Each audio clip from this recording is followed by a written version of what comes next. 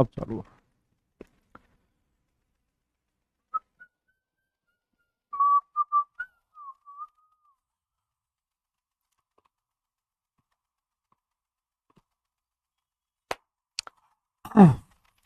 हाँ जी, hello and welcome to all my dear students. क्या हाल चाल है भाई, कैसे हो सब लोग?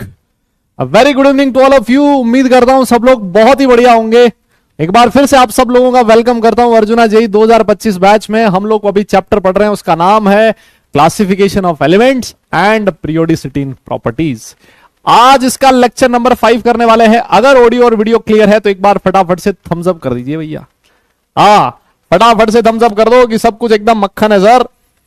आवाज आपकी ठीक आ रही है, शक्ल आपकी जैसी भी है वैसी दिखाई दे रही है हमें, है ना? हाँ बताइए जनाब, सब बढ़िया एकदम मस्त मक्खन। यस यस यस, हाँ जी हाँ जी हाँ जी।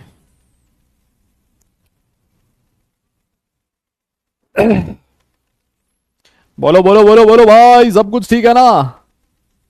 यस, बहुत बढ़िया बेटा, बहुत बढ़िया, एकदम बढ़िया, गजब। आज मैंने ना थोड़ा माइक चेंज किया, पता है माइक क्यों चेंज किया है? क्योंकि भाई मैं परेशान हो गया था तुमसे। कैसे? हर चीज में सर आवाज धीरे आ रही है, सर आवाज धीरे आ रही है, सर आवाज धीरे आ रही है ना? Low voice low voice low voice. मैंने कहा यार ऐसे तुम लोग पढ़ाने ही नहीं दोगे। तो मैंने बोला यार तुम एक काम करो, तो मेरा माइक ही चेंज कर दो। हालांकि इस माइक में थोड़ी प्रॉब्लम होती है, कानों में दर्द होने लग जाता है इधर, यहाँ लगाते हैं ना थोड़ी देर में, है ना? लेकिन यार मैं क्या होता है ना, जब भी ऐसी बात लिखते हो ना बार बार आप स्पैम करते हो तो मैं फ्रस्ट्रेट हो जाता हूँ। तो मैंने कहा यार इसको हटाते हैं, माइक वाला लफड़ा ही खत्म करते हैं। भले ही थोड़ा मैं खुद तकलीफ सह लूं, कोई दिक्कत नहीं, है ना? लेकिन ये नौटंकी नहीं चाहिए अभी। हाँ, low voice low voice low voice, है ना? आ जाओ। तो लास्ट क्लास में जो भी हम लोगों ने पढ़ा है, क्या रिवाइज करके आए हो? अच्छा, लास्ट क्लास के कुछ डाउट्स भी थे आप लोगों के, है ना? वो डाउट्स जो थे मैं देख रहा था, ठीक है? जैसा मैंने आप लोगों से कहा कि आप जो भी वो कमेंट सेक्शन में लिखते रहते हो, मैं एक बार चेक करता रहता हूँ, देखता रहता हूँ कि क्या भाई क्लास का क्या माहौल है ना? हाँ, और क्लास में क्या चल रहा है क्या नहीं चल रहा है। तो वहां पर चैटिंग भी चलती रहती है, घर बीती बात भी होती रहती है, अपने सुख दुख भी आप लोग एक दूसरे के साथ बांटते रहते हो। तो और जिन लोगों के डाउट्स होते हैं, जो डाउट में अपने डाउट पूछते हैं पर्सनली, मैं उनमें से कुछ बच्चों को रिप्लाई भी करता हूँ, जितने मैं कर पाता हूँ, जितना मेरे पास टाइम होता है। वैसे सारे लोगों को तो नहीं कर पाऊंगा, है ना? लेकिन जितना भी टाइम होता है मैं कोशिश करता हूं उसको रिप्लाई करूं, है ना? तो आज मैं कुछ बच्चों के डाउट्स लेके आया था, है ना? कि जो बच्चे डाउट पूछ रहे थे मैं उनके स्क्रीनशॉट भी लेके आया हूं, और जो आपने अच्छी अच्छी बातें बोली हैं वो भी मैं स्क्रीनशॉट लेके आया हूं। अभी मैं बताऊंगा कौन कौन क्या क्या कह रहा था, उसको डिस्कस करेंगे हम लोग थोड़ी देर में, है ना? लेकिन उससे पहले हम लोग क्या पढ़ने वाले हैं आज की क्लास में, वो थोड़ा सा पढ़ लेते हैं, फिर उसके बाद आगे बताऊंगा मैं, है ना? Prediction of groups, block and period of an element. अगर मान लो कभी भी आपको क्वेश्चन में ऐसा क्वेश्चन आ जाए कि बताओ z is equal to x सब 15 जो एटॉमिक नंबर है, बताइए वो कौन से ग्रुप का मेंबर है, कौन से पीरियड का मेंबर है, कौन से ब्लॉक में आएगा। हम हक्के बक्के रह जाते, सर हमें तो नहीं पता। हम क्या करें, उसका मेथड बताऊंगा, आप लोग कैसे ब्लॉक पीरियड और ग्रुप निकाल सकते हो किसी भी एलिमेंट का, ठीक है? फिर उसके बाद मैं आपको पढ़ाऊंगा एलिमेंट्स को आप मेटल, नॉन मेटल और मेटलॉइड में कैसे क्लासिफाई कर सकते हो, ये भी हम लोग पढ़ेंगे। और सबसे लास्ट में आएगा शील्डिंग इफेक्ट, है ना? ये आज का अपना मोटिव है कि कोशिश करेंगे ये जो 3 टॉपिक हैं ये हम लोग पढ़ लें, इन 3 टॉपिक्स को, ठीक है? हाँ, एक और डाउट था आप लोगों का, एक्चुअली डीपीपी से रिलेटेड था, है ना? ये काफी सारे बच्चे लिख रहे थे कि सर जो डीपीपी नंबर 2 के क्वेश्चंस है ना, 1 के क्वेश्चंस तो बहुत आसान थे, सब लोगों ने कर लिए। आप लोग कह रहे थे कि सर जो डीपीपी नंबर 2 के क्वेश्चंस हैं वो क्वेश्चंस हो नहीं पा रहे हमसे, है ना? वो क्वेश्चंस हमले हो नहीं पा रहे, वो इसलिए नहीं हो पा रहे थे। एक्चुअली बेटा हुआ क्या, मैंने सोचा था कि मैं जब आपको डीपीपी नंबर 2 मिलेगी तब तक मैं ये वाला क्वेश्चन, ये वाला टॉपिक पढ़ा चुका हूंगा, है ना? आपको डीपीपी नंबर 2 या 3, मतलब 2 3 जो भी डीपीपी है ना, तो मैंने सोचा था ऐसे कि भाई 2 या 3 मिलेगी तब तक मैं ये वाला टॉपिक आपको पढ़ा दूंगा। लेकिन लेकिन आप तो महान हो, है ना? आप बोले सर कैसे पढ़ा दोगे, आप कैसे पढ़ा दोगे? हम नहीं पढ़ाने देंगे, है ना? हम जैसे चाहेंगे वैसे पढ़ाना पड़ेगा। मैंने कहा ठीक है भाई। तो हुआ क्या, डीपीपी बन गई थी शुरुआत में, शुरू में ही बन गई थी डीपीपी, है ना? तो हुआ क्या, ये जो टॉपिक है इसके क्वेश्चन आपको, कुछ क्वेश्चंस डीपीपी नंबर 2 में मिलेंगे और डीपीपी नंबर 3 में मिल जाएंगे, इसी वजह से मैंने कहा भाई आज डीपीपी नहीं देनी इनको, ठीक है ना। तो इसी वजह से आज आपको डीपीपी नहीं मिलेगी, ठीक है। आज क्लास खत्म होने के बाद जो क्वेश्चंस आप लोगों से नहीं बने थे, चाहे वो डीपीपी नंबर 2 हो, चाहे वो डीपीपी नंबर 3 हो, कहीं से भी कोई भी क्वेश्चन हो, वो आज वाली क्लास खत्म होने के बाद आप लोग जरूर अटेम्प्ट करें, ठीक है ना। हाँ, उसके बाद आप लोग जरूर अटेम्प्ट करें, फिर आप लोग सारे क्वेश्चंस अटेम्प्ट कर लोगे, कोई दिक्कत नहीं आएगी, है ना। तो ये जो डीपीपी वाला जो लफड़ा हुआ है ना, वो इस वजह से ही हुआ है क्योंकि हम लोग क्लास का जो पेस था, है ना, वो पेस हम लोग मेंटेन नहीं कर पाए जो एक्चुअली हमें करना चाहिए था, है ना। वो क्यों नहीं कर पाए, उसके कोई भी रीजन हो ना हो, उससे कोई फर्क नहीं है, छोड़ो, अब तो जो बातें गई क्या कर सकते हैं, है ना। लेकिन वो उसका रीजन ये है ना, मैं आपको बता दे रहा हूं, ठीक है। आइए तो सर आज जो नया टॉपिक है वहीं से शुरुआत कर देते हैं धमाधम। Method of prediction of group, block and period of an element. आप लोग हेडिंग लिखिए, ये वाले टॉपिक हम लोग आज करने वाले हैं। सर कैसे प्रिडिक्ट करते हैं सर, मतलब हमारे पास कोई ऐसा जादू तो है नहीं। जादू है भाई, तुम्हारे पास जादू है ना, है तुम्हारे पास जादू। अभी मैं बताता हूं कैसे प्रिडिक्ट करोगे। आइए कैसे प्रिडिक्ट करोगे मैं बताता हूं, सुनो मेरी बात। जैसे ही आपके पास क्वेश्चन आए, है ना, जैसे मान लो आपके पास एटॉमिक नंबर आएगा, है ना, आपको एटॉमिक नंबर देगा कि बताओ z इज इक्वल टू 120, इसका बताओ। तो आपको क्या करना है, सबसे पहले क्या काम करना है ना, सबसे पहले आपको जो काम करना है ना, बताऊं क्या है, आपको उसका इलेक्ट्रॉनिक कॉन्फ़िगरेशन लिखना है। क्या करना है दादा, आपको क्या करना है, इलेक्ट्रॉनिक कॉन्फ़िगरेशन लिखना है। यस, क्या कह रहा हूं मैं, आपको सबसे पहले काम क्या करना है, राइट द इलेक्ट्रॉनिक कॉन्फ़िगरेशन, है ना। आप क्या करोगे, राइट द इलेक्ट्रॉनिक कॉन्फ़िगरेशन, है ना। सबसे पहला काम क्या करना है, आपको इलेक्ट्रॉनिक कॉन्फ़िगरेशन लिखना है। क्या करना है, जो भी एलिमेंट आपको दिया हुआ हो, यस, जो भी एलिमेंट आपको दिया हुआ हो उसका क्या करोगे आप लोग, सर उसका हम लोग सबसे पहले इलेक्ट्रॉनिक कॉन्फ़िगरेशन लिख लेंगे, ठीक है। फिर क्या करना है, उस इलेक्ट्रॉनिक कॉन्फ़िगरेशन में चेक करना है highest value of principal quantum number. हालांकि ये चीज मैं आपको पहले भी बता चुका हूं, highest value of principal quantum number. इससे क्या मिलेगा मुझे सर, इससे मुझे मिलेगा गिव्स पीरियड नंबर। बस इलेक्ट्रॉनिक कॉन्फ़िगरेशन लिखते ही आपको क्या पता लग जाएगा, पीरियड नंबर का पता लग जाएगा। यस, हो जाएगा सर, हो जाएगा, बिल्कुल हो जाएगा, बहुत बढ़िया। और सर पीरियड का तो पता लग गया, ये कैसे पता लगेगा कि कौन से ब्लॉक का है, तो ब्लॉक को कौन डिसाइड करता है, block is decided on the basis of subshell, on the basis of subshell which receives या which gets the last electron, sir ये वाली बात नहीं समझ में आई सर हमें, क्या मतलब है इसका। ओ मेरे भाई, किसका बर्थडे भाई, क्यों बर्थडे, हद है, ये कौन फैला रहा है ये अफवाह। हाँ, कोई बर्थडे नहीं है महाराज मेरा आज। हाँ, तो आप मतलब ये जो दुआएं आप मुझे दे रहे हो, है ना, ये दुआएं आप अपने साथ रखें, है ना, अपने पास रखें। जिस दिन मेरा एक्चुअल बर्थडे हो उस दिन आप लोग दुआएं दें, है ना, ठीक है। हाँ, तो आज कोई बर्थडे नहीं है भाई। हाँ, क्या कहा मैंने, ब्लॉक कैसे डिसाइड होता है, जैसे मान लो आप लोग किसी भी एलिमेंट का इलेक्ट्रॉनिक कॉन्फ़िगरेशन लिखते हो, उस इलेक्ट्रॉनिक कॉन्फ़िगरेशन में लास्ट इलेक्ट्रॉन जिस सबशेल में जाता है, वही उसका ब्लॉक होता है ना। जैसे मान लो आपने इलेक्ट्रॉनिक कॉन्फ़िगरेशन लिखा, लास्ट इलेक्ट्रॉन एस सबशेल में गया तो आपने कह दिया ये एलिमेंट एस ब्लॉक का एलिमेंट है। लास्ट इलेक्ट्रॉन अगर पी सबशेल में गया तो आपने कहा सर ये पी ब्लॉक का एलिमेंट है। लास्ट इलेक्ट्रॉन डी सबशेल में गया तो आपने कहा सर ये डी ब्लॉक का एलिमेंट है। लास्ट सबशेल अगर एफ में गया तो आपने कहा ये एफ ब्लॉक का एलिमेंट है ना। तो इस तरह से आप लोग क्या बता सकते हो, सबशेल बता सकते हो, ठीक है सर। ग्रुप कैसे डिसाइड करें, है ना, ग्रुप नंबर कैसे डिसाइड करें, सुनना मेरी बात। ग्रुप नंबर डिसाइड करने से पहले आपको ब्लॉक डिसाइड करना होता है ना। ब्लॉक हमने डिसाइड कर लिया, अगर मान लो आपका एलिमेंट एस ब्लॉक का है ना, अगर मान लो आपका एलिमेंट एस ब्लॉक का है तो क्या होगा सर, तो जो ग्रुप नंबर आएगा उसका, तो दादा उसका जो ग्रुप नंबर होगा वो इक्वल होगा उसके नंबर ऑफ वैलेंस इलेक्ट्रॉन्स के। अरे सर क्या बात कर रहे हो, मैंने कहा हाँ बिल्कुल सही है। और वैलेंस इलेक्ट्रॉन निकालना तो तुम लोगों को आता ही है, क्योंकि मैंने ऐसे सुना है कि इलेक्ट्रॉनिक कॉन्फ़िगरेशन लिखने में तुम माहिर हो, है ना। और आज ही मैं इलेक्ट्रॉनिक कॉन्फ़िगरेशन अर्जुना 2.0 में पढ़ाया मैंने, है ना। तुम उसमें से होंगे, कुछ बच्चे होंगे इधर 2.0 में, आज मैंने ये सारा सब कुछ पढ़ाया है ना। इलेक्ट्रॉनिक कॉन्फ़िगरेशन कैसे लिखा जाता है, मैग्नेटिक प्रॉपर्टीज कैसे निकाली जाती है, डायमैग्नेटिक क्या होता है, पैरामैग्नेटिक क्या होता है, आयंस का इलेक्ट्रॉनिक कॉन्फ़िगरेशन कैसे लिखा जाता है ना। सारा सब कुछ, और नोबल गैस की टर्म्स में इलेक्ट्रॉनिक कॉन्फ़िगरेशन कैसे लिखा जाता है, सारा सब कुछ मैं आज वाली क्लास में पढ़ाया है उनको, है ना। तो आज मैंने फर्स्ट चैप्टर खत्म किया उधर, ठीक है सर। आइए पी ब्लॉक एलिमेंट की बात कर लेते हैं। अगर मान लो आपका जो एलिमेंट है वो पी ब्लॉक का है ना। अगर मान लो कोई एलिमेंट पी ब्लॉक का है तो उसका जो ग्रुप नंबर होता है वो किसके इक्वल होता है, वो होता है 10 plus number of valence electrons. किसके इक्वल होता है, 10 plus number of valence electrons, है ना।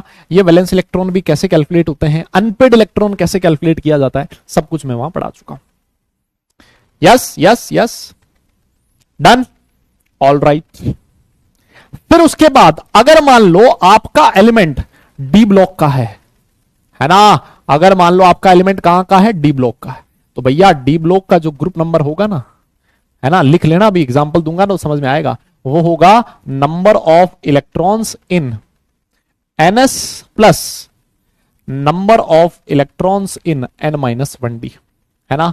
Number of electrons in NS plus number of electrons in an minus 1d।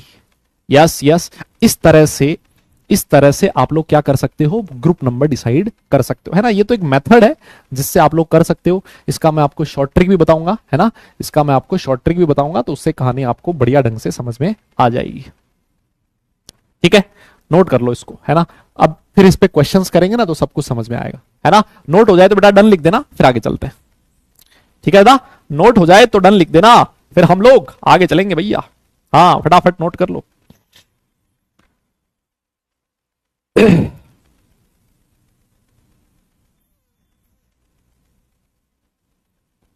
Yes yes yes,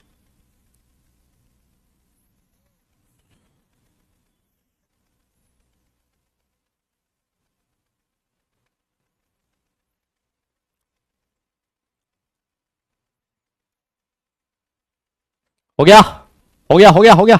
अरे सर आपने एफ ब्लॉक तो लिखा ही नहीं इसमें, देखो वैसे तो एफ ब्लॉक जो है ना उसके लिए लिखना सही नहीं है, क्योंकि एफ ब्लॉक जो है बेचारा उसको तो हमने बाहर फेंक रखा है अलग से, है ना। उसको तो हमने क्या कर रखा है, अलग से बाहर ही फेंक रखा है। लेकिन फिर भी कई जगह पर ऐसा लिखा होता है कि जो एफ ब्लॉक होता है उसका ग्रुप नंबर जो होता है वो कितना होता है, 3 होता है ना। क्या बोला जाता है कि उसका ग्रुप नंबर कितना होता है, 3 होता है। हालांकि वो ये लिखना सही नहीं है ना, मेरी नजर में तो सही नहीं है, क्योंकि मेरे भाई आपने क्या कर रखा है बेचारे, ये वाले जो एलिमेंट्स हैं लेंथेनॉइड और एक्टिनॉइड को तो आपने बाहर फेंक रखा है ना। देखो लेंथेनम हफ्ता मतलब यहां के बाद यहां से यहां पे आता है ना, वो यहां पे तो आते हैं ना 58 से 71, तो लिखा है कि थर्ड ग्रुप। मैंने कहा लिख ले, मतलब थर्ड ग्रुप लिख ले, लेकिन ये मतलब मेरी नजर में तो सही नहीं है, लेकिन कुछ जगह पर ऐसा लिखा होता है, तो चलो एक बार के लिए हम भी लिख देते हैं, है ना। चलो ठीक है सर, तो ग्रुप नंबर होगा 3 अगर वो एफ ब्लॉक का एलिमेंट है। अब अगर मान लो वो लेंथेनॉइड है, अगर वो लेंथेनॉइड है तो उसके लिए पीरियड नंबर तो हो जाएगा क्या, बताओ। लेंथेनॉइड का पीरियड नंबर कितना होगा और एक्टिनॉइड का पीरियड नंबर कितना होगा। ग्रुप नंबर तो दोनों का ही क्या होगा, ग्रुप नंबर तो दोनों का ही 3 होगा, और दोनों का पीरियड नंबर क्या होगा बताइए जरा, जल्दी बोलो जल्दी बोलो। अरे सर हमने लेंथेनॉइड को कौन से पीरियड से हटाया है, अरे भैया ये 6th पीरियड है ना दादा। अरे सर हमने 6th पीरियड से हटाया था लेंथेनम को, लेंथेनॉइड्स को, तो उनका पीरियड नंबर कितना होगा 6, और एक्टिनॉइड्स को हमने 7th पीरियड से हटाया है, तो इसका पीरियड नंबर हो जाएगा 7, है ना। 6 और 7 इनका पीरियड नंबर है। मेरी बात समझ में आ गई क्या, यस मेरी बात समझ में आ गई। सर ये तो बहुत आसान है, बिल्कुल आसान ही है ना, ये तो बहुत ही आसान है। ठीक है सर, अब ना आप इस पे धमाधम क्वेश्चंस दे दो, है ना, आप इस पे धमाधम क्वेश्चन दे दो ताकि हम लोग फटाफट से निपटा दें सारी चीजें।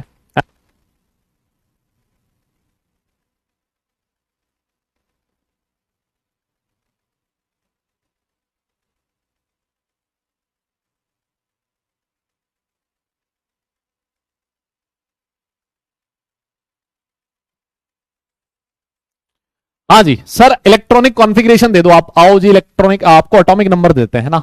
एग्जाम्पल जैसे मान लो आपको दिया है Z इज इक्वल टू 17, है ना। आसान से एग्जाम्पल से मैं स्टार्ट करूंगा, है ना, आसान सा एग्जाम्पल है। आपको ऐसे क्वेश्चन आएगा, ऐसे क्वेश्चन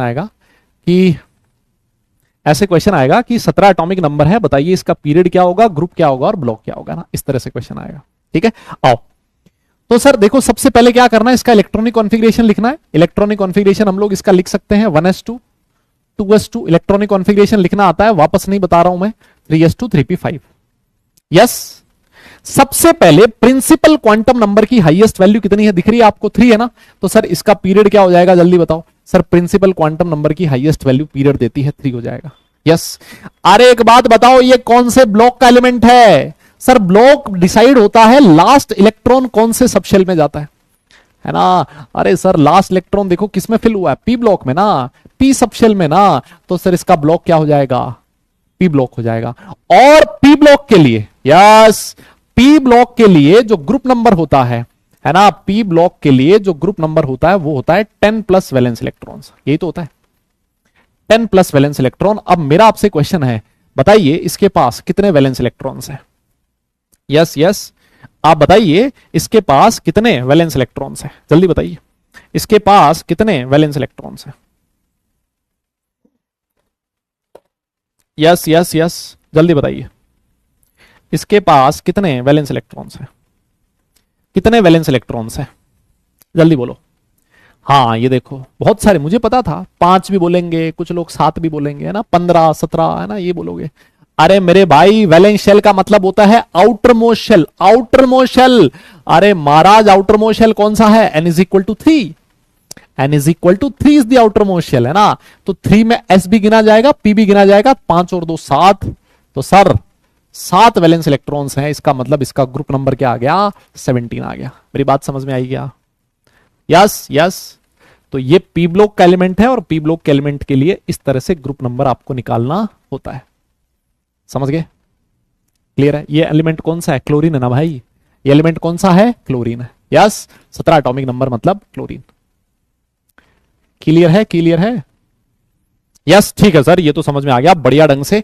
और एग्जाम्पल दीजिए सर। अगला एग्जाम्पल मैंने आपको दिया गया है एटॉमिक नंबर 20, है ना। एटॉमिक नंबर 20 दे दिया और आपसे पूछा है फटाफट से बताइए ये जो एलिमेंट है इसका पीरियड क्या है, ब्लॉक क्या है और ग्रुप नंबर क्या है ना। ये क्वेश्चन आपसे पूछ लिया, ये क्वेश्चन आपसे पूछ लिया। तो वापस से आपने क्या किया सर, इलेक्ट्रॉनिक कॉन्फ़िगरेशन लिख दो ना सर। सर अब तो इलेक्ट्रॉनिक कॉन्फ़िगरेशन हम लोग सीख चुके हैं सर, है ना। सर हमने इतनी गालियां खा खा के इलेक्ट्रॉनिक कॉन्फ़िगरेशन सीख लिया है सर।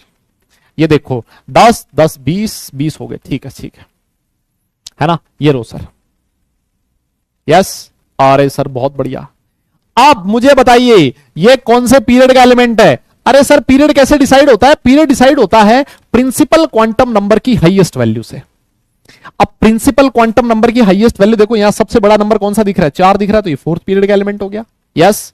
मुझे बताइए कौन से ब्लॉक में जा रहा है?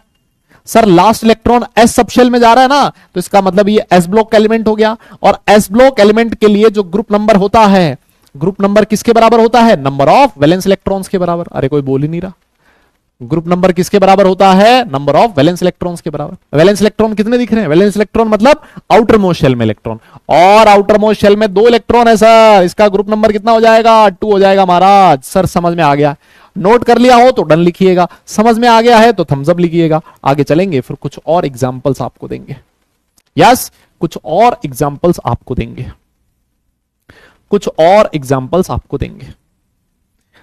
अरे 10 प्लस वैलेंस इलेक्ट्रॉन महाराज पी ब्लॉक के लिए होता है। अगर वो एलिमेंट एस ब्लॉक का है तो उसका ग्रुप नंबर वैलेंस इलेक्ट्रॉन के बराबर होता है ना। 12 नहीं आएगा, 2 आएगा, है ना। 12 नहीं आएगा, 2 आएगा। 2 होगा, 2 होगा। ठीक है, वेरी गुड। चलो कुछ और एग्जांपल्स करते हैं। सर अगला जो एटॉमिक नंबर हम आपको देना चाह रहे हैं वो है Z इज इक्वल टू 23, है ना। एटॉमिक नंबर है सर 23। इसके बारे में आप लोग थोड़ा सा प्रकाश डालिए। मैंने कहा ठीक है भाई डाल देंगे प्रकाश, थोड़ा क्यों, पूरा डाल देंगे, ऐसी क्या बात है। तो आपने कहा सर इसका इलेक्ट्रॉनिक कॉन्फ़िगरेशन तो हमने पढ़ा है ना, ये होता है 1s2 2s2 2p6 10 हो गए, 3s2 3p6 4s2 20 हो गए, और 3d3। यही हो जाएगा? यस यही हो जाएगा। ठीक है सर बहुत बढ़िया। तो बताइए सबसे पहले पीरियड नंबर कौन सा होगा? सर इसमें सबसे बड़ा नंबर देख लो, प्रिंसिपल क्वांटम नंबर की हाईएस्ट वैल्यू 4 दिख रही है, इसका मतलब पीरियड नंबर हो जाएगा 4। अब मैंने आपसे कहा बता ये कौन से ब्लॉक का एलिमेंट है? आपने कहा सर जब मैंने इलेक्ट्रॉनिक कॉन्फ़िगरेशन लिखा ना, यस, जब मैंने इलेक्ट्रॉनिक कॉन्फ़िगरेशन लिखा तो लास्ट इलेक्ट्रॉन 3d में जा रहा है, डी सबशेल में जा रहा है। इसका मतलब ये कौन से ब्लॉक का एलिमेंट हो गया है सर? डी ब्लॉक का एलिमेंट हो गया। यस ठीक है सर। और डी ब्लॉक एलिमेंट का जो ग्रुप नंबर होता है, डी ब्लॉक एलिमेंट का जो ग्रुप नंबर होता है सर, वो होता है number of electrons in NS plus number of electrons in an minus one D, ये होता है सर। तो मैंने कहा भाई एनएस का मतलब एन है आउटर मोस्ट शेल, एनएस मतलब 4s, एन ये n इज इक्वल टू 4, तो n minus 1 is equal to 3, है ना। तो ns का मतलब आउटर मोस्ट शेल का s, वो उसमें कितने इलेक्ट्रॉन है, 2। और number of electrons in n minus 1d, अगर n का वैल्यू 4 है तो n माइनस 1 मतलब 3d, number of electrons in 3d, बताइए 3d में कितने इलेक्ट्रॉन है, 3। तो सर इसका ग्रुप नंबर क्या आ जाएगा, 5 आ जाएगा। बस खत्म हो गई कहानी। चेक करो, अरे बोलो तो सही, क्या आपको मेरी बात समझ में आ गई? Yes yes yes. अरे कोई बोल ही नहीं रहा यार, अरे बोल तो दे भाई, सही कह रहा हूं क्या? बिल्कुल सही कह रहे हो सर। आओ कुछ और एग्जाम्पल लिखो सर। आइए आगे चलते हैं, बात कर लेते हैं z इज इक्वल टू 29 की। Yes, z is equal to 29 की बात कर लेते हैं। तो सर ये जो z इज इक्वल टू 29 होता है ना सर, ये कॉपर होता है सर, है ना सर। कॉपर जो होगा इसका इलेक्ट्रॉनिक कॉन्फ़िगरेशन सारी दुनिया जानती है, 1s2 2s2 2p6 3s2 3p6 4s1 4s1 और 3d10, यही होता है। तो मैंने पूछा फटाफट से बता दे इसका पीरियड क्या है। आपने कहा सर प्रिंसिपल क्वांटम नंबर की हाईएस्ट वैल्यू 4 है तो पीरियड 4 हो गया। मैंने कहा ब्लॉक बता दे। आपने कहा सर जब इलेक्ट्रॉनिक कॉन्फ़िगरेशन लिख रहे हो तो लास्ट इलेक्ट्रॉन डी में जा रहा है तो डी ब्लॉक हो जाएगा। मैंने कहा चल तू एक बात बता, ग्रुप नंबर बता दे। तो आपने कहा सर ग्रुप नंबर होगा number of electrons in NS, NS मतलब 4s, 4s में एक electron plus number of electrons in n minus 1d मतलब 3d। तो ये सर इसका ग्रुप नंबर क्या हो जाएगा, 11 हो जाएगा। बताइए मेरी बात समझ में आ गई क्या?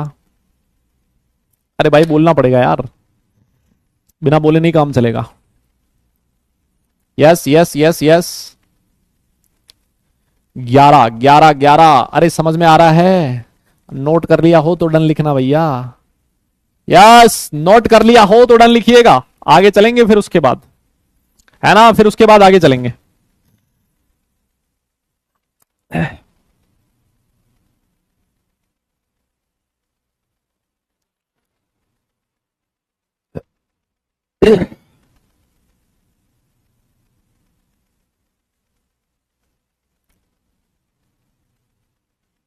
हो गया? ठीक है सर। सर ये तो सब कुछ ठीक है, आप थोड़ा सा बड़ा एटॉमिक नंबर लिख के बताओ सर। मैंने कहा ये ले भाई बड़ा लिख देते हैं थोड़ा सा, है ना, बड़ा लिख देते हैं थोड़ा सा। z इज इक्वल टू 56 कर ले, अब तक 56, है ना, z इज इक्वल टू 56। अब आपने कहा सर देखो 56 है ना, 56। यस, अगर सर 56 है ना तो इसका मतलब ये है सीधी सी बात, 56 है इसका मतलब ये है सर सीधी सी बात कि इसके लिए हमें वो आपने जो बताया था ना SSP, है ना, SPS, वो लिख लेते हैं सर उस वाले मेथड से। यस, ताकि हमारा काम आसान हो जाए। SSP SPS DPS DPS और FDPS FDPS, है ना, ऐसा लिख लेते हैं सर। सर इलेक्ट्रॉन S जो है वो 1 से स्टार्ट होता है, 3s 4s 5s और 6s, इतने में काम बन जाएगा अपना। सर जो P होता है वो 2 से स्टार्ट होता है तो 2p 3p 4p और 5p, आगे लिखने की जरूरत ही नहीं पड़ेगी। सर D जो है वो 3 से स्टार्ट होता है तो 3d और 4d। यस, लिख दिया? अरे बोलो ना, है ना है ना है ना है ना। तो सर देखो देखो देखो, हाँ सर 56 इलेक्ट्रॉन फिल करने, फिल करते जाओ। 2 2 4 और 6 10, S में 2 12, P में 6 18 और 2 20, D में आते हैं 10 तो 30, 30 और 6 36, 36 और 2 38, 38 और 10 48, 48 6 54 और सर 2 हो गया 56। ये लो साहब, ये हो गया electronic configuration of Z is equal to 56। Yes, this is the electronic configuration of Z is equal to 56। अरे बोलो ना, राजश्री मंडल कह रही है मुझे ब्लॉक करवा दो, ब्लॉक मी। अच्छा करवाऊं क्या? 1 सेकंड में, मतलब 1 मिनट ही लगेगा ब्लॉक होने में। तो एकदम से वो बटन दबाना होता है BM को, बैच मैनेजर को ना, एकदम से खट ब्लॉक, बस इतना सा करना होता है ना, इतने में काम बन जाता है। हाँ अरे सर देखिए ना, सबसे पहली चीज मैं बोलूंगा आपसे पीरियड क्या होगा। आप बोलोगे सर इसमें प्रिंसिपल क्वांटम नंबर की हाईएस्ट वैल्यू चेक कर लो 6 है। मैंने कहा भाई ग्रुप बता दे, ब्लॉक बता दे पहले, ब्लॉक। आपने कहा सर देखो इलेक्ट्रॉनिक कॉन्फ़िगरेशन लिखा तो last electron s sub shell में गया, इसका मतलब एस ब्लॉक। और मेरे भाइयों अगर ब्लॉक एस है तो जो ग्रुप नंबर होता है वो नंबर ऑफ वैलेंस इलेक्ट्रॉन्स के बराबर होता है। और यार वैलेंस इलेक्ट्रॉन कितने हैं, आउटर मोस्ट शेल 6 है, 6 में वैलेंस इलेक्ट्रॉन कितने हैं सर, 2 ही हैं। तो ग्रुप नंबर कितना हो जाएगा, 2 हो जाएगा। ग्रुप नंबर कितना हो जाएगा, 2 हो जाएगा। बस बोलो ना, हो गया? अरे बोलो यार, क्लियर है, क्लियर है ना सर? ये भी हो गया सर, ये तो आसान सा लग रहा है सर। सर मतलब ये इतना आसान क्यों लग रहा है सर, है ना? ऐसा लग रहा है जैसे ये तो सारे क्वेश्चन कर लूंगा मैं, इतना इजी क्यों लग रहा है सर? हैं बताओ सर, आप पढ़ा रहे हो और आसान लग रहा है, मतलब ऐसे क्या हो गया? ये तो बहुत ही गलत है सर। आओ z इज इक्वल टू 117 की बात करते हैं, है ना? z इज इक्वल टू 117 की बात करते हैं। आइए z इज इक्वल टू 117 की बात करते हैं। तो लो सर वापस से लगाओ एस एस पी, बड़ा एटॉमिक नंबर आते ही ना S S S P S, ये वाला अपने दरवाजे खोल लिया करो सर। डीपीएस डीपीएस और एफ डीपीएस एफ डीपीएस, है ना? देखो भाई ये वाले जो फॉर्मूले ना ये तब तक काम करेंगे जब कोई एक्सेप्शनल इलेक्ट्रॉनिक कॉन्फ़िगरेशन ना हो। सीधी सी बात बता देता हूं, अगर मान लो कॉन्फ़िगरेशन में कहीं पर एक्सेप्शन आ गया ना तो फिर ये वाले रूल अपने खराब हो जाते हैं, है ना? तो बिना एक्सेप्शन वाले ही मैं आपको करवा रहा हूं अभी तक, ठीक है? आओ एस में 1 से स्टार्ट करना है, 2s 3s 4s 5s 6s 7s और 8s। सर p 2 से स्टार्ट होता है तो 2p 3p 4p 5p 6p और 7p। d 3 से स्टार्ट होता है तो 3d 4d 5d और 6d। f 4 से स्टार्ट होता है तो 4f और 5f। ठीक है सर, ये हो गया इसका क्या, ऑर्बिटल्स का इंक्रीजिंग ऑर्डर। ठीक है, बहुत बढ़िया। अब कितने इलेक्ट्रॉन फिल करने, 117। आ जाओ जी, गिनती तो आती है 117 की, गिनना जरा। 2 2 4 6 10 2 12 6 18 2 20 30 36 38 48 54 56 70 80 86 88 102 112 और ये हो गया 115। काम खत्म, ये हो गया 115। गिन लो चला। यस यस, अरे गिन लो भैया जिसको विश्वास ना हो, है ना? और तुम्हें कई कई बात पे थोड़ा विश्वास कम ही होता है, तो गिन लो चलो एक बार आप, है ना? है ना? आप गिन लो चलो, एक काम करो। हाँ गिन लो चलो, आप एक काम करो। हाँ बेटा, गिनती नहीं आती ना फिर तो दिक्कत है ना? गिनती नहीं आती ना फिर तो दिक्कत है, फिर दिक्कत है। आइए सर, सबसे पहले आप बताइए इसका पीरियड नंबर क्या होगा। सर देखो यहां पर जो गिनती लिखी है ना, हमें ये तो समझ में आता है सबसे बड़ा नंबर क्या है, 7 है, तो इसका पीरियड क्या हो जाएगा, 7 हो जाएगा। फिर मैंने आपसे पूछा चले एक बात बता महाराज, ब्लॉक कितना हो जाएगा? आपने बोला सर देखो लास्ट इलेक्ट्रॉन किस में जा रहा है, 7p, p सबशेल में जा रहा है, इसका मतलब p ब्लॉक हो जाएगा। फिर मैंने कहा चले काम कर, तो इसका ग्रुप नंबर बता दे। आपने कहा सर 10 प्लस वैलेंस इलेक्ट्रॉन्स। मुझे फटाफट से बताइए वैलेंस शेल में कितने इलेक्ट्रॉन दिख रहे हैं आपको? हाँ जी, वैलेंस इलेक्ट्रॉन्स कितने दिख रहे हैं, जल्दी बताओ। Yes yes yes, valence shell में कितने इलेक्ट्रॉन दिख रहे हैं आपको? हाँ जी हाँ जी हाँ जी।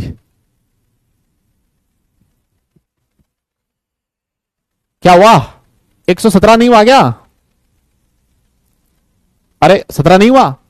क्या आप बात कर रहे हो, 117 नहीं हुआ? कैसे नहीं हुआ, वापस गिनो देखें। 10 10 20 10 30 38 48 54 और 56 और 56 और 14 70 80 86 और 2 88 88 और 14 102 और 10 112 और 5 117।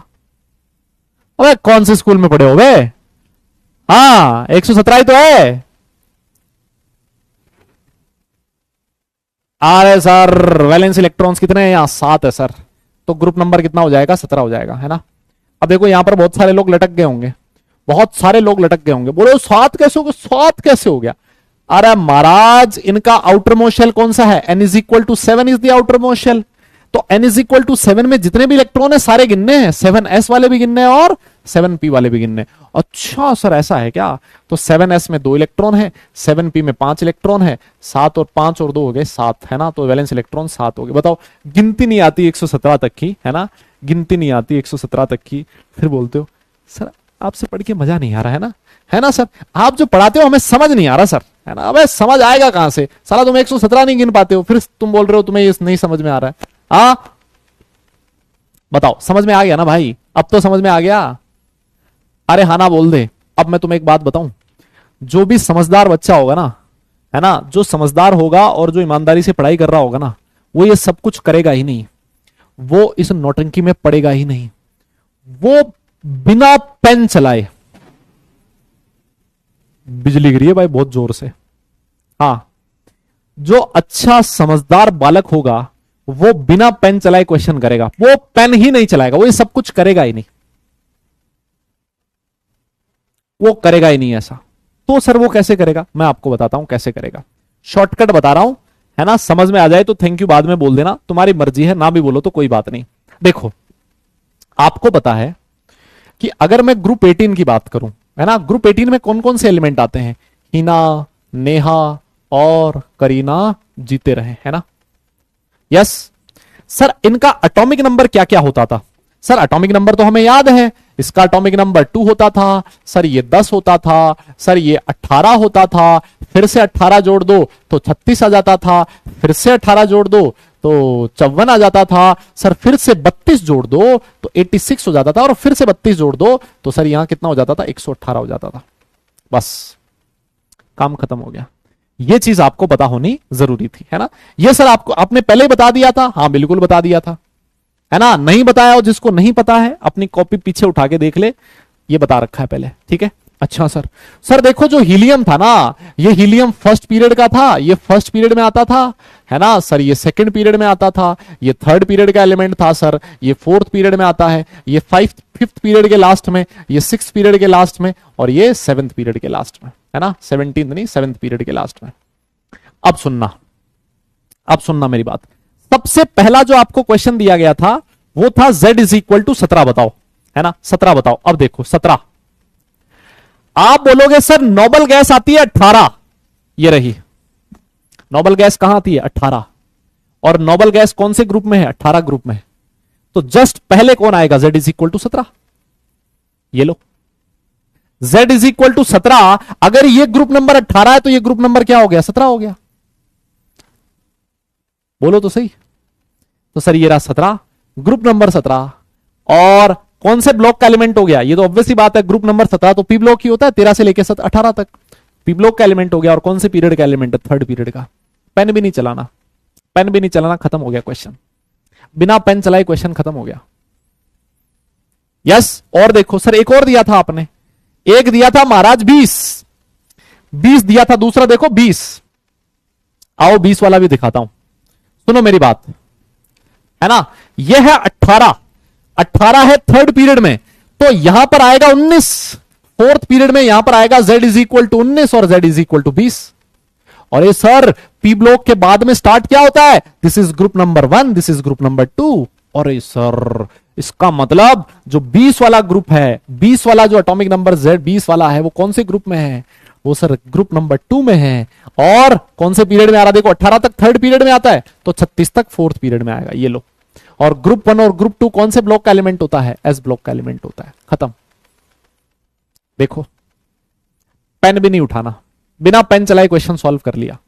अरे सर क्या बात कर रहे हो सर, ये तो इतना आसान, मतलब हाँ बेटा वो आसान तुम्हें आज लग रहा है, उसके पीछे की जो मेहनत है ना वो मेरी मेहनत है, जो तुम्हें इलेक्ट्रॉनिक कॉन्फ़िगरेशन लिखना सिखाया है ना, ये सारा सब कुछ सिखाया उस दिन, तो तुम बड़ा अरे सर ये क्या है, इतना सब कुछ कैसे याद करेंगे। अभी मैं देख रहा था डाउट जो मैं बोल रहा हूँ, मैं डाउट जो तुम्हारे डाउट्स होते हैं कैसे होते हैं, सर ये पूरी पीरियोडिक टेबल कैसे याद होगी सर, इतना लिखवा दिया आपने, हम कैसे याद करेंगे। एक काम करना, पैर नीचे, पैर तो नीचे ही होते हैं, सर नीचे और हाथ ऊपर करना, है ना, सर नीचे और पैर ऊपर करना, फिर याद करना, याद हो जाएगा। मतलब कोई क्वेश्चन होता है सर कैसे याद करेंगे, अरे यार लिख के याद करो, जैसे भी याद करो, मैंने सिखा दिया कैसे याद करना है, फिर भी कैसे याद होगा सर, आपने इतना लिखवा दिया, एक ही लेक्चर में इतना करवा दिया, हम कैसे याद करेंगे। अरे मेरे भाई याद करना ही पड़ेगा, कौन कह रहा है तुमसे आज याद करो, 5 दिन में याद कर लो, 7 दिन में याद कर लो, 10 दिन में याद कर लो, 15 दिन में याद कर ले यार, कौन कह रहा है तुझे कल ही याद करेंगे, और याद नहीं हुआ तो कोई गला थोड़ी काट देगा कल ही। लेकिन मतलब मेरा काम तो पढ़ाना है ना यार। अब ये तो तुम्हारे डाउट होते हैं, बताओ। हाँ आओ जी आगे चलो। सर अगला आपने दिया था एक z is equal to 23, sir 23 देख लो, तो मैंने कहा ये ले, अगर 20 तूने बता दिया, 20 के बाद यहां 21 आएगा, 22 आएगा और यहां 23 आएगा। तो ये देख ग्रुप नंबर 2 है, ये 3 4 5, ये हो गया ग्रुप नंबर 5। और ग्रुप नंबर 5 मतलब कौन सा ब्लॉक? D block. और कौन सा पीरियड? Fourth period. खत्म हो गया। देख ये z इज इक्वल टू 23 खत्म हो गया, तेरा काम खत्म। फोर्थ, डी और 5 देख रहा है? यस, बहुत बढ़िया। और आओ आगे, सारे करवा देता हूं अभी, तुम चिंता मत करो भाई। सर एक दिया था आपने z इज इक्वल टू 29, मैंने कहा हाँ दिया था, आजा 29 कर ले। देख यहां 23 है ना, 23 के बाद यहां 24 आएगा, 25 आएगा, 26, 27, 28 और 29, यही आएगा ना। ये ग्रुप नंबर 5 है, तो ये 6 है, 7 है, 8 है, 9 है, 10 है और 11 है। ये रहा ग्रुप नंबर 11, ब्लॉक है डी ब्लॉक और पीरियड हो गया फोर्थ। खत्म। बताओ क्या दिक्कत है? कुछ दिक्कत है क्या? हाँ नहीं नहीं, तुम बताओ कोई दिक्कत है क्या? नहीं है सर, कोई दिक्कत नहीं है। तो भाई किस बात की रामायण थी? हैं क्यों क्यों तुम 3 दिन से परेशान कर रहे हो? बताओ। और देखो आओ, नहीं नहीं मैं सारा ही बताऊंगा अब तो। Sir z is equal to 56 बताओ तो जाने, है ना कि आपको आता है, बताओ तो सही। z इज इक्वल टू 56, मैंने कहा आजा। ये देख तेरा z इज इक्वल टू 54 हो गया। कौन से पीरियड का? सर 5th पीरियड में है z is equal to 56। Yes, तो 54 सॉरी। तो सर 55 जो है वो यहां आएगा और 56 यहां आएगा। सर ये है ग्रुप नंबर 1, ये है ग्रुप नंबर 2। ये ग्रुप नंबर 2 मतलब ब्लॉक हो गया, एस ब्लॉक। और सर पीरियड नंबर कौन सा हो गया? देखो 5th पीरियड तक आता है 54, तो ये हो जाएगा 6th पीरियड। खत्म। 6th पीरियड ग्रुप 2 और एस ब्लॉक। बताओ क्या है मतलब इसमें? बताओ। अरे कोई दिक्कत आई क्या? अरे कोई बोल तो दो भाई, हाँ ना तो हो गया। नहीं नहीं अभी पूरा करवाऊंगा, अभी रुको तुम। मान लो तुम्हें क्वेश्चन दे दे 117 वाला। अरे सर क्या दिक्कत है 117 में? आपको परेशानी क्या है बताओ? 118 वाला यहां आ रहा है 7th पीरियड में, तो जो 117 होगा ना वो यहां होगा। ये रहा 117। सर ये ग्रुप नंबर 18 है, तो group number 17। Sir z is equal to 117 group number 17। Group number 17 आता है किसमें? पी ब्लॉक में। खत्म हो गया क्वेश्चन। और पीरियड हो जाएगा इसका 7th। बताओ क्या करना है? पेन भी नहीं चलाना यार, इस तरह से करता है बच्चा। हाँ इस तरह से करता है भाई बच्चा। मेरी बात समझे क्या? अरे कोई बोल ही नहीं रहा यार, है भाई? अरे कुछ समझे हो? Yes yes yes yes, clear हो गया क्या? है ना? हो गया ना? हो गया ना? हो गया ना? अगर मान लो तुम्हारे सामने ऐसा आ जाए कि बताओ z इज इक्वल टू 59, इसका क्या होगा? आप बोलोगे सर इसमें तो पेन भी नहीं चला ना। हमने बोला था 58 से लेके 71 तक ये होते थे तुम्हारे लेंथेनोइड्स, ये होते थे ना लेंथेनोइड्स। तो यहां तो पेन चलाने की जरूरत नहीं है। अगर ये लेंथेनोइड है 58 से लेके 71 तक, तो ये लेंथेनोइड ही होगा। लेंथेनोइड का मतलब 3rd ग्रुप और 6th पीरियड। सर इसमें तो मुझे पेन भी नहीं चलाना। सर इसमें तो मुझे पेन चलाने की भी जरूरत नहीं है, क्वेश्चन हो गया ऐसे खटाक से। ये लो। और मान लो एक्टिनोइड आ जाए, उसमें भी तो नहीं चलाना। मान लो आपसे कोई कह दे z इज इक्वल टू 101 का बताओ, इसका क्या होगा? आप बोलोगे सर हमने पढ़ रखा है z इज इक्वल टू 90 से लेके z इज इक्वल टू 103 तक किसमें आता है? एक्टिनोइड में आता है। बताओ एक्टिनोइड आता है ना, तो सर एक्टिनोइड जो होता है ना वो ग्रुप तो 3 होता है, लेकिन उसका पीरियड क्या होता है? 7th होता है। तो अगर एफ ब्लॉक का एलिमेंट आ जाए, एफ ब्लॉक का एलिमेंट आ गया, उसमें आपको इलेक्ट्रॉनिक कॉन्फ़िगरेशन नहीं लिखना है। हाँ भाई ये 59 101 इनका इलेक्ट्रॉनिक कॉन्फ़िगरेशन मत लिखने लग जाना। क्यों लिखना है इसमें इलेक्ट्रॉनिक कॉन्फ़िगरेशन? क्योंकि मुझे पता है 58 से 71 लेंथेनोइड होता है और 90 से 103 जो होता है वो एक्टिनोइड होता है, तो मुझे लिखने की जरूरत नहीं है ना इलेक्ट्रॉनिक कॉन्फ़िगरेशन, क्योंकि तुम समझदार हो भाई, है ना? तुम समझदार हो, कॉन्फ़िगरेशन मत लिखने लग जाना। हाँ समझदार क्यों हो? अरे सर आपसे पढ़ रहे हैं मतलब समझदार तो होंगे ही।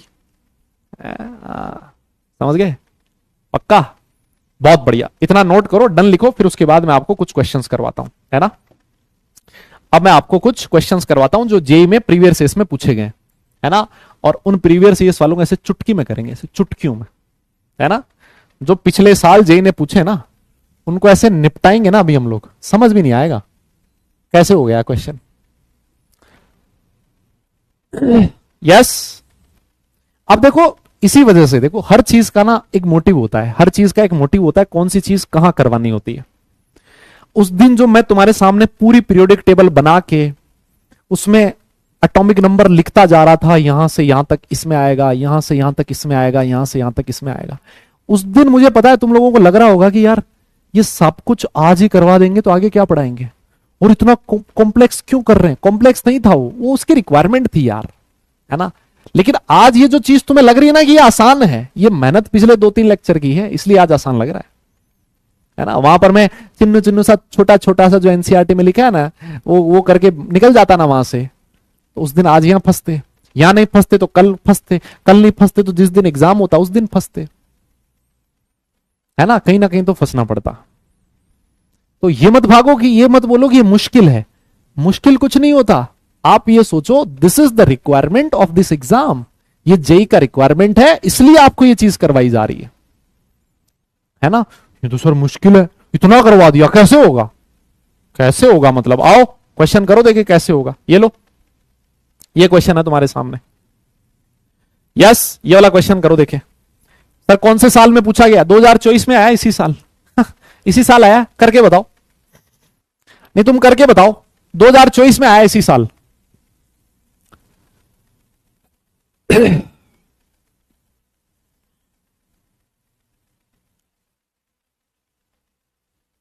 हाँ जी, अरे जल्दी बोलो भैया।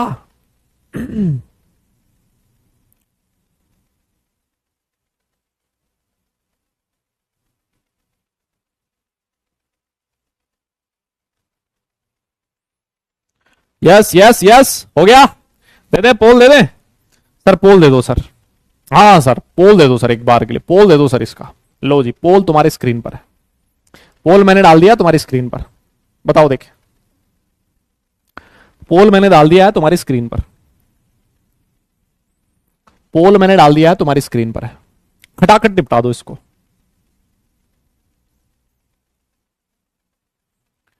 यस यस यस खटाखट निपटा दो। हाँ पोल होने जा रहा है खत्म।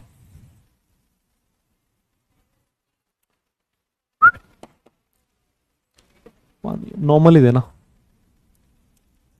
हाँ भाई वाह, देखो पूरा सॉल्व नहीं करना होता, ऐसे क्वेश्चंस जो होते हैं ना उसका पूरा मत सॉल्व किया करो, एक आधा कर लिया करो, मैक्सिमम 2 कर लिया करो, उत्तर मिल जाएगा, है ना। मैक्सिमम 2 कर लिया करो, उत्तर मिल जाएगा। सर चेक कर लो रिजल्ट, 76% बच्चे सही है, ऋत्विक है, कृष्णा, ये भाई बच्चा पढ़ने वाला लग रहा है यार ऋत्विक, है ना। जब भी मैं देखता हूं इसका नाम जरूर होता है यहाँ। ऋत्विक हो गया, कृष्णा, चंद्रा, नमन, आदि, ये निकोलस, ये भी एक दिन नाम आया था, दक्ष, हर्षित, उत्कर्ष और सृजित मांझी, बहुत बढ़िया।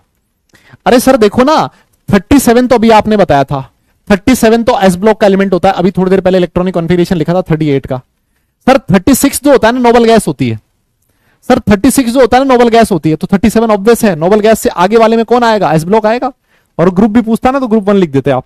और सर ये देखो 65, 58 से 71 जो होता है वो एफ ब्लॉक का एलिमेंट होता है, तो सर ये वक्त क्या होगा? एफ ब्लॉक होगा।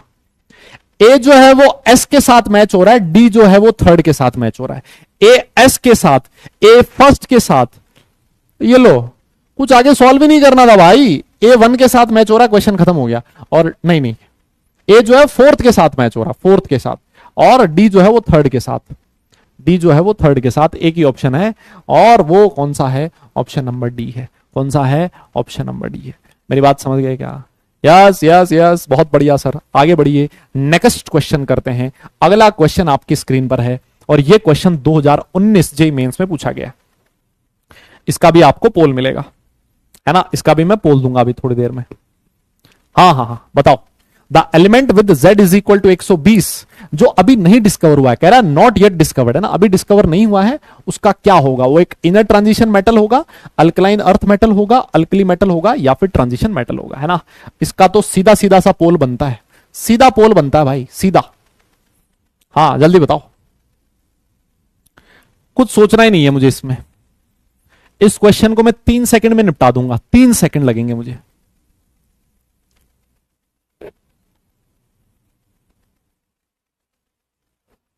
यस यस यस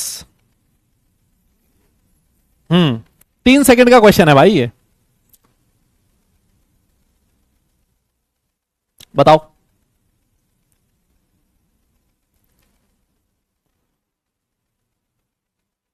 एनसीईआरटी में भी दिया है, बिल्कुल दिया है ना, एनसीईआरटी में भी दिया है, बिल्कुल दिया है भाई।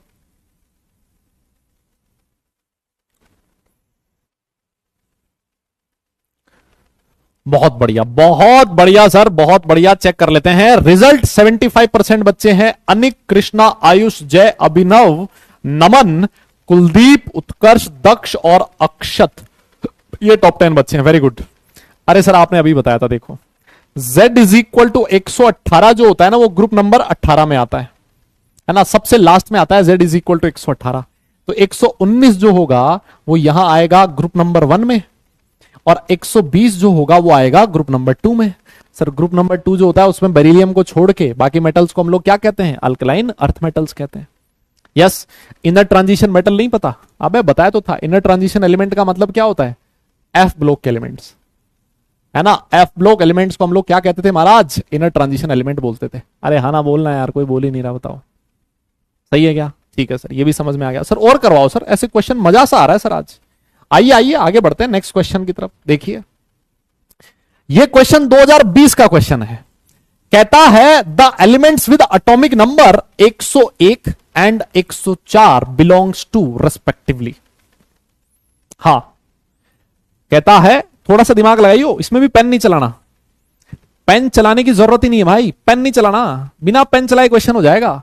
The element with atomic number 101 and 104 belongs to respectively. चार ऑप्शन आपके सामने हैं, चार ऑप्शन आपके सामने हैं।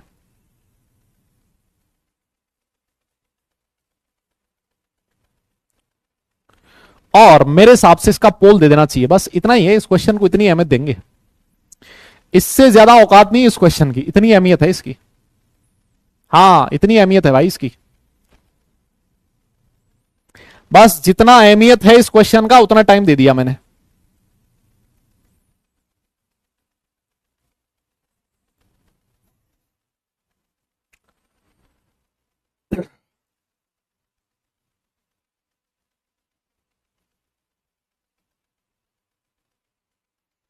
बताओ बताओ।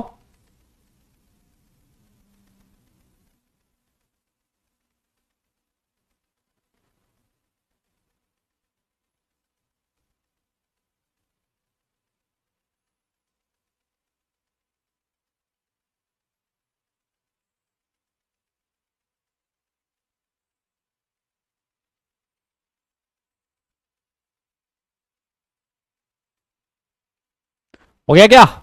ओहो सर हो गया हो गया हो गया। चलिए रिजल्ट देख लेते हैं, रिजल्ट देखते हैं एक बार फिर से। 73% के लगभग बच्चों ने सही जवाब दिया है। 15% वाले कौन है भाई? देखो ऋत्विक, जय कुमार, नमन, अनिक, आयुष, दिवेश, फिर उसके बाद है मयंक, रितु, मयंक एक और, मयंक स्क्वायर और मोहम्मद जुनैद। बहुत बढ़िया। देखो सर, देखो सीधी सी बात यह है, जो z इज इक्वल टू 90 से लेके z इज इक्वल टू 103 तक वाले जो थे वो एक्टिनोइड हुआ करते थे, याद है आपको? अच्छा सर याद है बिल्कुल। इसका मतलब जो 101 वाला है वो क्या है? एक्टिनोइड है। तो ये ऑप्शन उड़ गया, ये ऑप्शन उड़ गया, दो ऑप्शन तो वैसे ही उड़ गए। और देखो सर, जो 103 वाला था ये एक्टिनोइड कौन से ग्रुप में आते थे? ग्रुप नंबर 3 में। तो सर 104 वाला ग्रुप नंबर 4 में आएगा। बताओ यार इसमें क्या दिक्कत है? कहां आएगा? ग्रुप नंबर 4 में आएगा कि नहीं यार? अरे हाँ ना तो बोल यार, क्या ये ग्रुप नंबर 4 में आएगा? यस। अरे यार 103 वाला अगर ग्रुप नंबर 3 में है, एक्टिनोइड ग्रुप नंबर 3 लिखवाया था, तो 104 वाला ग्रुप नंबर 4 होगा।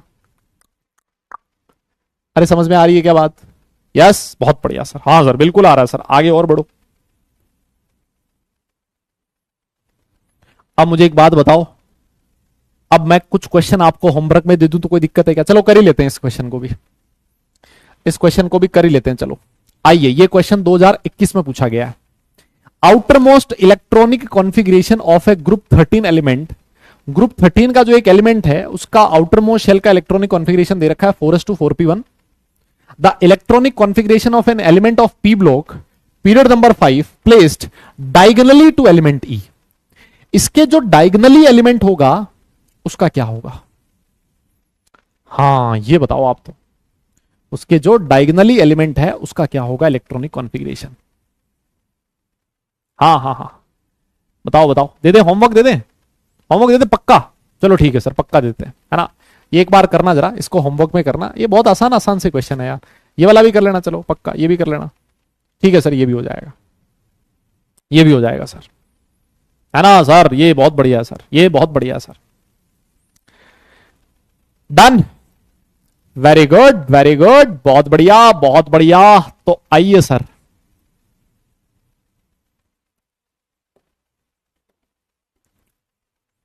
यहीं पर हम लोग क्या करने वाले हैं। कई बार क्या होता है ना, देखो आपसे ग्रुप पीरियड और ब्लॉक आपसे पूछता है ना, ग्रुप ब्लॉक और पीरियड आपसे पूछता है एटॉमिक नंबर देके। जैसे अभी हमने क्वेश्चंस किए, उसमें एटॉमिक नंबर दे रखा था, ग्रुप पीरियड और ब्लॉक पूछ रहा था। लेकिन कई बार क्या होता है, हमसे एटॉमिक नंबर नहीं देता हमें क्वेश्चन में, तो सर क्या देता है हमें, वो देता है इलेक्ट्रॉनिक कॉन्फ़िगरेशन। क्या करता है वो, इलेक्ट्रॉनिक कॉन्फ़िगरेशन दे देता है, और फिर हमसे पूछता है कि बताओ ग्रुप पीरियड और ब्लॉक क्या होगा, है ना। तो सीधा सा तरीका है, मान लो मैं आपको बताता हूं, इलेक्ट्रॉनिक कॉन्फ़िगरेशन दे रखा है, जैसे मान लो 1s2 2s2 2p6 3s2 3p3 दे रखा है, ऐसे दे रखा है ना। और आपसे पूछा है बताओ ये जो एलिमेंट होगा इसका ग्रुप पीरियड और ब्लॉक बताइए। मेरी बात समझ रहे हो, है ना। तो इसमें जो सबसे मेजर प्रॉब्लम आती है ना बच्चे को, वो बताऊं क्या आती है, उसको यह नहीं समझ में आता कि लास्ट इलेक्ट्रॉन कौन से सबशेल में गया है। मेरी बात समझ रहे हो, उसको यह नहीं समझ में आता कि लास्ट इलेक्ट्रॉन जो है वो कौन से सबशेल में गया है। दिक्कत सिर्फ इतनी सी है ना, दिक्कत सिर्फ इतनी सी है, उसको यह नहीं समझ में आता कि लास्ट इलेक्ट्रॉन कौन से सबशेल में गया है। तो लास्ट इलेक्ट्रॉन कौन से सबशेल में गया है, इसकी मैं आपको ट्रिक बता देता हूं। n+l जिसका हाईएस्ट वैल्यू होगा, है ना, जिसके लिए n+l की हाईएस्ट वैल्यू होगी, जिस सबशेल का n प्लस हाईएस्ट होगा वही लास्ट इलेक्ट्रॉन उसी सबशेल में गया होगा, है ना। लास्ट इलेक्ट्रॉन उसी सबशेल में गया है ना, लास्ट इलेक्ट्रॉन उसी सबशेल में गया है। मेरी बात समझ रहे हो, सर नहीं समझ में आया। देखो जो 3s है इसका n है 3, है ना, इसका n कितना है दादा 3 है, और l कितना होता है s के लिए 0, तो इसका n+l हो गया 3, n इज इक्वल टू 3, और p के लिए l1 होता है, तो इसका n+l कितना हो गया 4। इसका मतलब लास्ट इलेक्ट्रॉन किस में गया, p में गया। मेरी बात समझ में आ रही है। यहां से पीरियड तो सीधा सीधा पता लग जाता है ना, इसका पीरियड क्या हो जाएगा बोलो सर, इसका पीरियड हो गया 3। अब सर बात आती है ब्लॉक की, तो ब्लॉक लास्ट इलेक्ट्रॉन किस में गया है, 3p में गया है सर। इसका मतलब ये कौन से ब्लॉक का एलिमेंट हो गया, p ब्लॉक का, है ना। और सर p ब्लॉक का है तो ग्रुप नंबर बता दो 10 plus valence electron, valence electron कितने हैं 3 और 2 5, तो इसका ग्रुप नंबर क्या हो जाएगा 15। मेरी बात समझे क्या आप। दिक्कत सिर्फ ये आती है कि सर कई बार हमें यह नहीं पता लगता कि लास्ट इलेक्ट्रॉन कौन से सबशेल में गया है, सर वहां पर हम लोग मतलब फंस जाते हैं सर। जैसे मान लो एक और कॉन्फ़िगरेशन दूं मैं तुम्हें, एक इलेक्ट्रॉनिक कॉन्फ़िगरेशन और देता हूं। देखो मान लो ये लिखा है ना, मैंने ऐसे लिख दिया, ऐसे लिख दिया। अब सुनना मेरी बात, कल मैं देख रहा था, है ना, कल मैं देख रहा था कि कुछ बच्चों ने ऐसे लिखा हुआ था,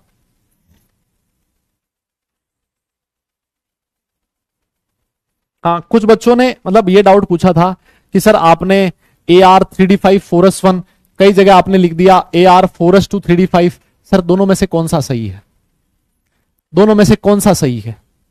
तो आपको जानकर बड़ी खुशी होगी कि महाराज ये दोनों ही सही है। क्या है ये, दोनों ही सही है।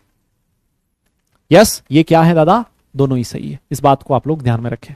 आप चाहे 4s पहले लिख दो 3D बाद में लिख दो, इट डजेंट मैटर, कोई बहुत ज्यादा फर्क नहीं पड़ता है ना, इससे कोई फर्क नहीं पड़ता है। ये मैं आपसे बार बार कह रहा हूं, इलेक्ट्रॉनिक कॉन्फ़िगरेशन लिखते टाइम आपने अगर मान लो 4s 3D को पहले लिख दिया तो इसका मतलब ये नहीं है कि पहले इलेक्ट्रॉन 3D में गया, नहीं, ऐसा कोई मतलब नहीं है। इलेक्ट्रॉनिक कॉन्फ़िगरेशन ऐसे भी लिखा हुआ आ सकता है, ऐसे भी लिखा हुआ आ सकता है। बात समझ गए। यस हाँ, अच्छा अच्छा अच्छा। तो सर एक बात बताओ, इसमें तो ऐसा लग रहा है जैसे देखो सर 4s लास्ट में लिखा हुआ है ना, 4s यहां लिखा हुआ है, तो सर हमें तो लग रहा है इलेक्ट्रॉन लास्ट इलेक्ट्रॉन 4 में गया है, क्योंकि जनरली हमारी ये टेंडेंसी होती है, हम लोग ये सोचते हैं कि जो लास्ट में लिखा होता है इलेक्ट्रॉन उसी में गया है, जो लास्ट में लिखा है इलेक्ट्रॉन उसी में गया है, लेकिन ऐसा नहीं है भाई, है ना, ऐसा नहीं है। यस तो सर कैसा है, कैसा है, ऐसा है, मैं आपको बताता हूं। आप एसटीडी के लिए n इज इक्वल टू 3 लिखते हो, l इज इक्वल टू 2, तो n प्लस l कितना हो गया? 5 हो गया। 4s का n is equal to 4, l is equal to 0, तो इसका n प्लस l कितना है? 4 है सर। इसका मतलब सर n प्लस l इसका है 5, तो लास्ट इलेक्ट्रॉन किसमें गया है? इसमें गया है। और अगर लास्ट इलेक्ट्रॉन इसमें गया है, इसका मतलब सर पीरियड तो 4 दिख रहा है इसका, है ना। प्रिंसिपल क्वांटम नंबर की हाईएस्ट वैल्यू 4 है, तो सर इसका पीरियड तो 4 दिख रहा है। लेकिन सर ब्लॉक की अगर मैं बात करूंगा ना, तो आप ब्लॉक बोलोगे लास्ट इलेक्ट्रॉन जिस सब शेल में गया, तो लास्ट इलेक्ट्रॉन किस में गया है? डी में गया है ना। ये थोड़ा सा डाउट होता है बच्चों को, है ना। ये थोड़ा सा डाउट होता है कि बच्चा क्या करता है, ऐसे बोल देता है लास्ट लिखा है ना, जिसमें लास्ट में लिखा होगा उसमें लास्ट इलेक्ट्रॉन गया होगा, नहीं, है ना, ऐसा नहीं होता है। ठीक है, ध्यान रखें इसका। और अगर डी ब्लॉक है तो दादा इसका ग्रुप नंबर क्या हो जाएगा? यस, ग्रुप नंबर क्या होता है? Number of electrons in NS. NS में कितना है? 2, और n-1d में कितना है? 5। तो इसका ग्रुप नंबर कितना हो गया? 7 हो गया। बोलो, अरे बोलो तो सही। अरे कोई भूत भूत नहीं है यार, लाइट चली गई थी एकदम से, बारिश हो रही है ना बहुत जोरदार। हाँ बारिश हो रही जोरदार, एकदम गजब वाली।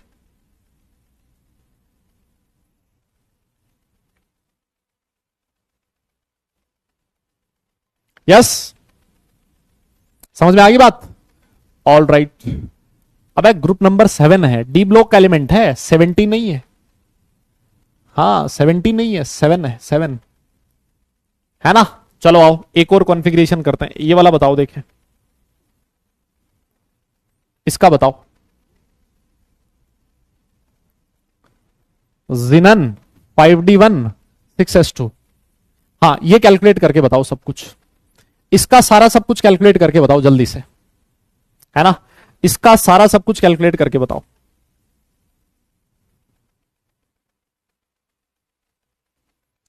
इसका सब कुछ कैलकुलेट करके बताओ।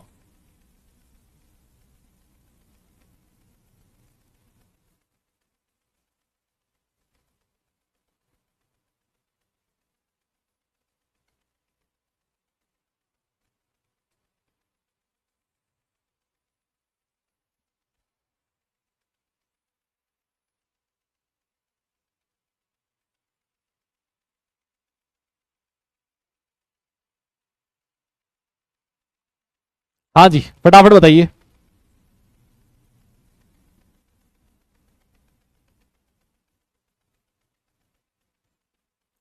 फटाफट बताइए, हो गया क्या? सर देखो, सबसे पहला काम हमारा यही है सर, हमें यह नहीं पता लग रहा कि ये जो इलेक्ट्रॉन है लास्ट इलेक्ट्रॉन कहां गया सर, हमें यह नहीं पता लग रहा बस। तो सर देखो इसका n इज इक्वल टू 5 है, l इज इक्वल टू 2 है, तो n प्लस l 7 है। सर यहां पर n इज इक्वल टू 6 है और l is equal to 0। s के लिए l कितना होता है? 0 होता है। Sir n plus l is equal to 6 है। इसका मतलब लास्ट इलेक्ट्रॉन किस में गया है? 5d में गया है ना। सर 5d में गया, इसका मतलब ये जो एलिमेंट है इसका पीरियड कौन सा हो गया? सर पीरियड नंबर तो है 6। सर इसका जो ब्लॉक है लास्ट इलेक्ट्रॉन डी में गया, तो ये कौन से ब्लॉक का एलिमेंट हो गया? डी ब्लॉक का।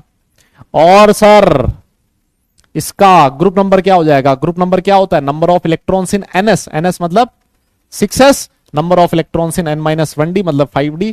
ग्रुप नंबर क्या हो गया? 3 हो गया सर। ग्रुप नंबर क्या हो गया? 3 हो गया। मेरी बात समझे क्या? यस। और ये जो कॉन्फ़िगरेशन है ना, आपको जानकर बड़ी खुशी होगी कि ये जो कॉन्फ़िगरेशन है ये एक्सेप्शनल इलेक्ट्रॉनिक कॉन्फ़िगरेशन है। ये कैसा है? ये एक्सेप्शनल इलेक्ट्रॉनिक कॉन्फ़िगरेशन है। कैसा है? एक्सेप्शनल। सर कैसे पता लगा आपको एक्सेप्शनल है? देखो मुझे ऐसा पता लगा, 5d में इलेक्ट्रॉन फिल होने से पहले 4f में फिल होना चाहिए था, है ना, क्योंकि 4f की जो एनर्जी होती है वो 5d से कम होती है ना। लेकिन इलेक्ट्रॉन 4f में फिल होने की बजाय किस में फिल हो गया? 5d में फिल हो गया, है ना। इसका एटॉमिक नंबर देखोगे ना, तो मेरे हिसाब से ये एटॉमिक नंबर 57 मिलेगा, ये है ना। ये वही है लेंथेनम, है ना, ये वही है लेंथेनम। एक बच्चा मेरे से पूछ रहा था कि सर जो लेंथेनम होता है उसका इलेक्ट्रॉनिक कॉन्फ़िगरेशन आप लिखते हो ना तो 4f1 आता है ना। डाउट पूछा एक बच्चे ने, हालांकि उसका डाउट बहुत अच्छा था। उसने कहा कि सर जब आप 57 का इलेक्ट्रॉनिक कॉन्फ़िगरेशन लिखोगे तो सर 4f1 आएगा, 4f1 6s2 होगा, है ना, 4f1 6s2 होगा। लेकिन सर आपने 4f में इलेक्ट्रॉन भेजा नहीं, 5d लिख दिया, 5d1 लिख दिया। ये 5d में कैसे चला गया इलेक्ट्रॉन? तो मैंने कहा भैया ये नॉर्मल इलेक्ट्रॉनिक कॉन्फ़िगरेशन नहीं है, ये एक्सेप्शनल इलेक्ट्रॉनिक कॉन्फ़िगरेशन है, और एक्सेप्शनल में थोड़ा सा हमें ध्यान में रखना होता है ना, थोड़ा ध्यान पड़ाना। मेरी बात समझ में आ गई? है ना, है ना, है ना, है ना? अरे बोलो ना, अरे बोलो तो सही भाई। देखो ना, जिनोन कितना हो गया? 56, 54 हो गया ना, 54 54 हो गया जिनोन, 54 एक 55 और 2 57, खत्म। सर और सर थोड़ा सा मजा आया सर, थोड़ा सा और मजा दिलाओ। देखो भाई ज्यादा लोटपोट मत करने लग जाना है ना, थोड़ा सा और डीप में घुस रहा हूं, लोटपोट मत करने लग जाना। एक मैं आपको कॉन्फ़िगरेशन और लिखने जा रहा हूं आपके सामने, है ना, एक कॉन्फ़िगरेशन और लिखने जा रहा हूं। देखना, जिनन जिनन 4f7 5d1 6s2 ये लिखा है ना। हालांकि ये 12th में पढ़ोगे ये सारा सब कुछ, है ना, 12th में पढ़ाया जाता है, लेकिन फिर भी मैं कोशिश कर रहा हूं कि यहां पर ये चीज बता दूं। डी एंड एफ ब्लॉक में जो एक्सेप्शंस आते हैं ना इलेक्ट्रॉनिक कॉन्फ़िगरेशन में, ये 12th क्लास में पढ़ाई जाती है। बिकॉज मैं यहां नहीं पढ़ाना चाहता वो सारी चीजें। क्यों नहीं पढ़ाना चाहता? बिकॉज यहां पढ़ने से दिक्कत ये है कि सब कुछ गोच पोच हो जाएगा, है ना, कि सर इतने सारे एक्सेप्शन हम लोग कैसे याद रखेंगे, और फिर आप कॉन्फिडेंस लूज करने लगते हो। इस वजह से ये जो कॉन्फ़िगरेशन एक्सेप्शंस होते हैं, जब आप डी एंड एफ ब्लॉक पूरा चैप्टर पढ़ते हो तो वहां पढ़ते हो, है ना। मेरी बात समझ में आ गई? चलो सर बहुत बढ़िया, बताइए पीरियड नंबर क्या है, ब्लॉक नंबर क्या है, और ग्रुप नंबर क्या है? जल्दी से बता दो, हाँ जल्दी से बता दो, फटाफट बोलो, फटाफट बोलो। क्या लाइट बैकअप पे चल रही है क्या?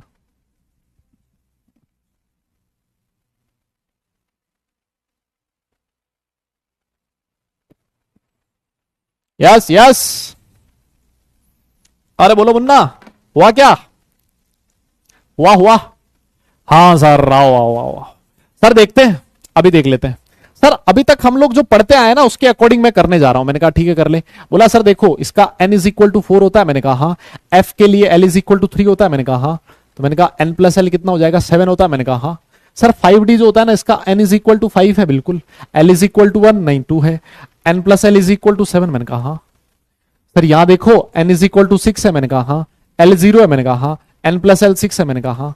तो सर देखो n प्लस एल की वैल्यू सेम है, सेम है तो हम लोग एनर्जी कैसे डिसाइड करते हैं? एनर्जी डिसाइड होती है लास्ट इलेक्ट्रॉन किस में गया है। तो बेटा लास्ट इलेक्ट्रॉन एनर्जी डिसाइड होती है एन की वैल्यू किसकी ज्यादा है। तो एन की वैल्यू इसके लिए ज्यादा है, तो सर लास्ट इलेक्ट्रॉन ऐसा लग रहा है 5d में गया है, और लास्ट इलेक्ट्रॉन डी में गया है। इसका मतलब इसका जो ब्लॉक होना चाहिए वो डी ब्लॉक होना चाहिए। और सर पीरियड तो दिख ही रहा है, एन की हाईएस्ट वैल्यू 6 है, तो ये इसका पीरियड 6 है, और लग रहा है कि जो ब्लॉक है वो डी है। और ब्लॉक अगर डी है तो सर इसका जो पीरियड आएगा ना, सर पीरियड हो जाएगा number of electrons in NS, है ना, और number of electrons in n-1d, ऐसा लग रहा है सर, है ना। एनएस हो गए 2 और n-1d, तो 3 हो जाना चाहिए सर, ऐसा लग रहा है।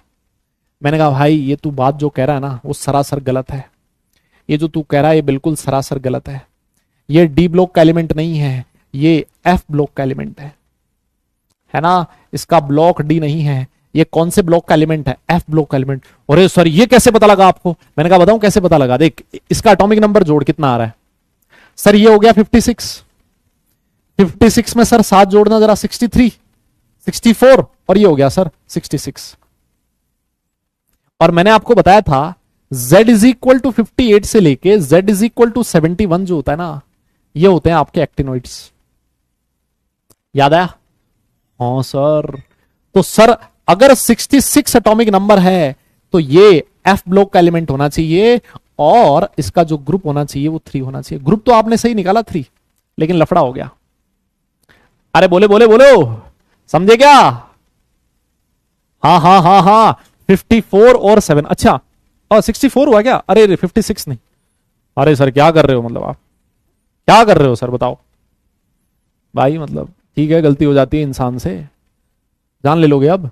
54 और 7 कितना हो गया? 71, 72, 54 और 7 71 कब से होने लग गया भाई? 61 और 1 62, 62 और 2 64, 64 कितना है? 64 है सर। कितना है? 64 है सर। ये लो महाराज 64 है। हाँ तब भी कोई दिक्कत नहीं है, 58 से 71 इसी में आएगा। अरे बोलो ना यार, बोलो बोलो बोलो। अरे मैं सही कह रहा हूं भाई, अरे मैं सही कह रहा हूं क्या? बताओ, कोई बोल ही नहीं रहा, मतलब हद है। यस यस यस, है ना।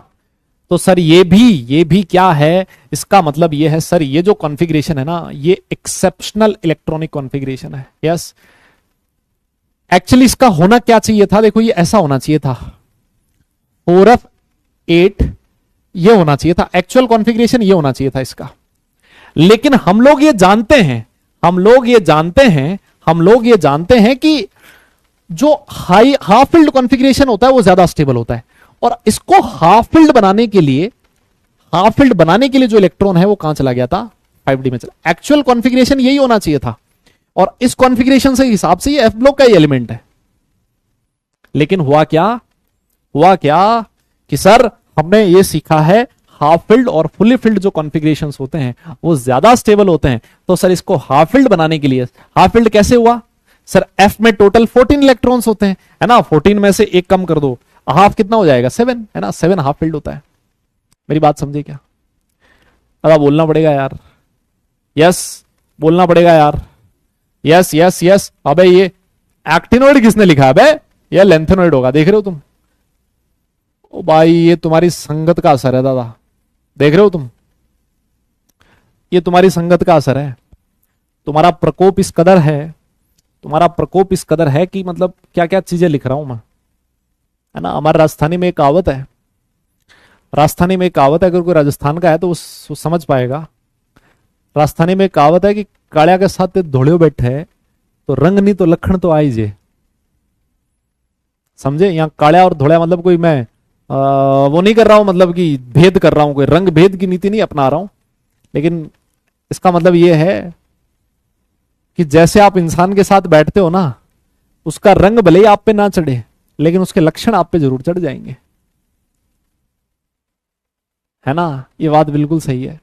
और मैं आजकल तुम्हारे साथ बैठ रहा हूं तो तुम्हारा रंग तो नहीं चढ़ रहा मेरे ऊपर, लेकिन तुम्हारे लक्षण जरूर आ रहे हैं मेरे में, है ना।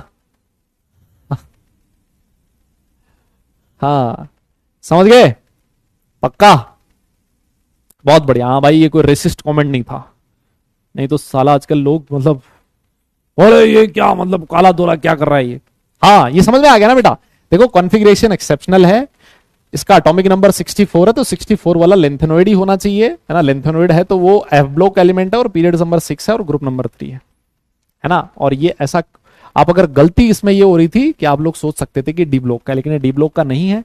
एक्चुअली इलेक्ट्रॉन 5D में नहीं जाना चाहिए था, वो 4f में ही जाना चाहिए था, 4f8 ही होना चाहिए था, लेकिन 4f7 बनाने के लिए, हाफ फील्ड बनाने के लिए इलेक्ट्रॉन 5D में चला गया। ये एक्सेप्शनल इलेक्ट्रॉनिक कॉन्फ़िगरेशन है, ठीक है। अरे समझ गए क्या आप लोग? अरे कोई बोल ही नहीं रहा यार, क्लियर है। तो इस तरह से अगर मान लो आपको एटॉमिक नंबर दिया है तब भी ये प्रेडिक्शन बड़े आराम से कर सकते हो, और अगर आपको इलेक्ट्रॉनिक कॉन्फ़िगरेशन दिया है तब भी ये कैलकुलेशन आप लोग बड़े ही आराम से कर सकते हो। मैं अब आपको एक क्वेश्चन देना चाहता हूं, ये क्वेश्चन आपके सामने है, ये क्वेश्चन 2022 जेईई मेंस में पूछा गया था, है ना। ये क्वेश्चन 2022 जेईई मेंस में पूछा गया था। एक बार चेक करो देखें, हाँ एक बार चेक करो देखें, कर पा रहे हो क्या इस क्वेश्चन को? चेक करो।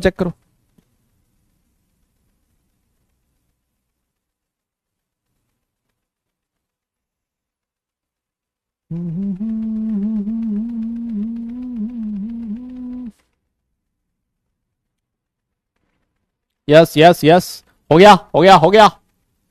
बहुत बढ़िया सर, पोल दे दीजिए इसका। लो जी, पोल आपकी नजरों के सामने है, पोल आप लोगों की नजरों के सामने है।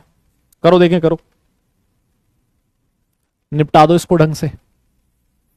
हाँ पोल मैंने आपके सामने डाल दिया है, पोल मैंने आपके सामने डाल दिया, जल्दी करो। यस यस यस, आ गया पोल आपके सामने। अरे बोलो तो सही, हो गया ना सर? ये तो हो जाएगा सर, ये बहुत आसान है सर। सर ये वाले आप ना सर हमेशा एक ही टॉपिक पढ़ाओ सर, यही टॉपिक पढ़ा दो पूरे साल भर।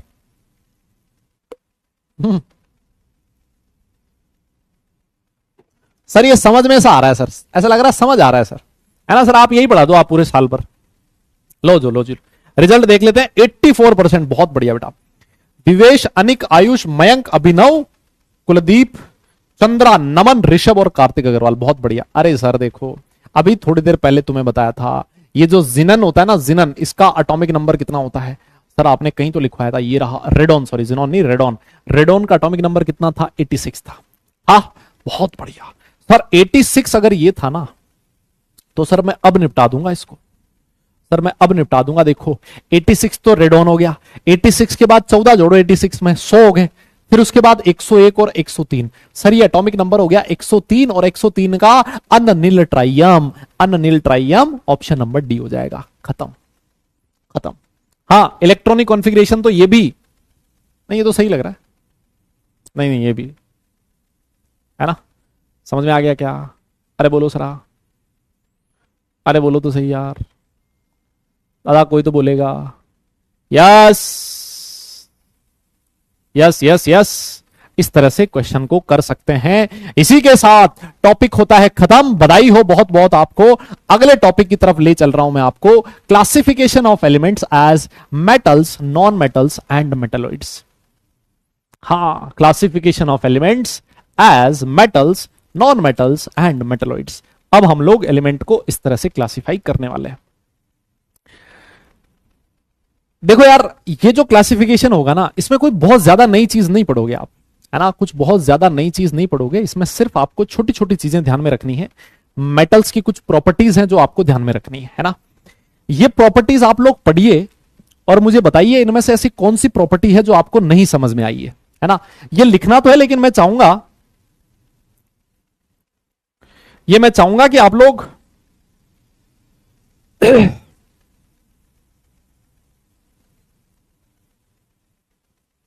यस यस, इसमें से कोई चीज नहीं समझ में आई है तो बताइए।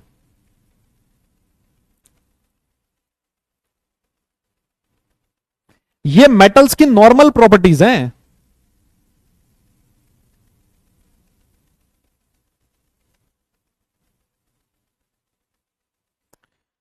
यस बेटा, ये मेटल्स की नॉर्मल प्रॉपर्टीज हैं जो आपको ध्यान में रखनी है। ऐसी कोई प्रॉपर्टी जो नहीं समझ में आई है ना। देखो सबसे पहली चीज, मेटल जो होते हैं ना, सबसे ज्यादा आपकी पीरियोडिक टेबल में सबसे ज्यादा जो एलिमेंट्स है ना, वो कौन से हैं? मेटल्स हैं। सारा एस ब्लॉक, सारा डी ब्लॉक और एफ ब्लॉक क्या होता है? मेटल्स होता है। और जो आपका पी ब्लॉक है ना, उसमें भी आपको बताया था जिगजैग लाइन होती है। जिगजैग लाइन वाले जो नीचे एलिमेंट्स होते हैं वो सारे के सारे मेटल्स होते हैं, है ना। तो पहला पॉइंट तो हमें समझ में आ गया।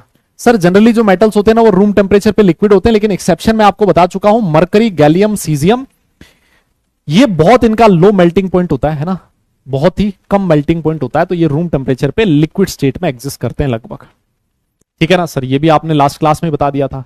अच्छा, मेटल्स है तो जनरली इनका मेल्टिंग और बॉइलिंग पॉइंट हाई होता है, जनरली लिखा है ना। और मेटल है तो कंडक्टिविटी के बहुत अच्छे कंडक्टर्स होते हैं। 9th-10th क्लास में आप लोग पढ़ चुके हो। हीट और इलेक्ट्रिसिटी के बहुत अच्छे कंडक्टर होते हैं। जैसे मान लो आयरन, आयरन है आपके पास, है ना, आयरन है आपके पास, उसका एक एंड आप ना उधर जलाओ, है ना, उधर से कोई बत्ती जल रही है, उसके ऊपर आप आयरन को लेके जाओ, तो ना आपको थोड़े टाइम में यहां से आयरन गर्म हो जाएगा, मतलब हाथ यहां से गर्म हो जाएगा। क्यों? क्योंकि वो हीट का कंडक्टर होता है, हीट उधर से इधर की तरफ आ रही है।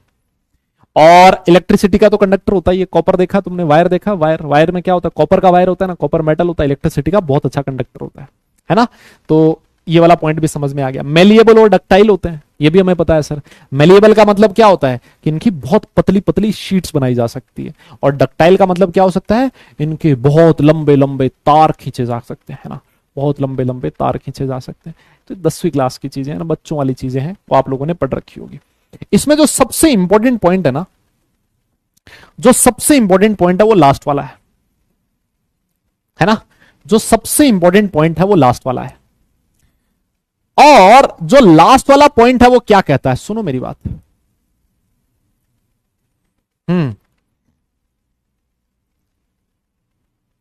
यस, लास्ट वाला पॉइंट क्या कहता है उसको आप सुनो। ये कहता है कि आप जैसे जैसे किसी भी ग्रुप में नीचे जाते हो तो मेटालिक कैरेक्टर बढ़ता है। अच्छा मुझे एक बात बताओ, मेटालिक कैरेक्टर का क्या मतलब है? देखो सर, हमने ये पढ़ा है कि जो मेटल्स होते हैं ना, उनकी टेंडेंसी क्या होती है? इलेक्ट्रॉन लूज करने की या इलेक्ट्रॉन गेन करने की। क्या होता है? मेटल्स क्या क्या चाहते हैं? हाँ, मेटल्स क्या चाहते हैं? सर मेटल्स चाहते हैं इलेक्ट्रॉन लूज करना। अरे बोलो तो सही यार, मेटल्स जो होते हैं वो क्या करते हैं, tendency to lose electrons. Yes, यही करना चाहते हो।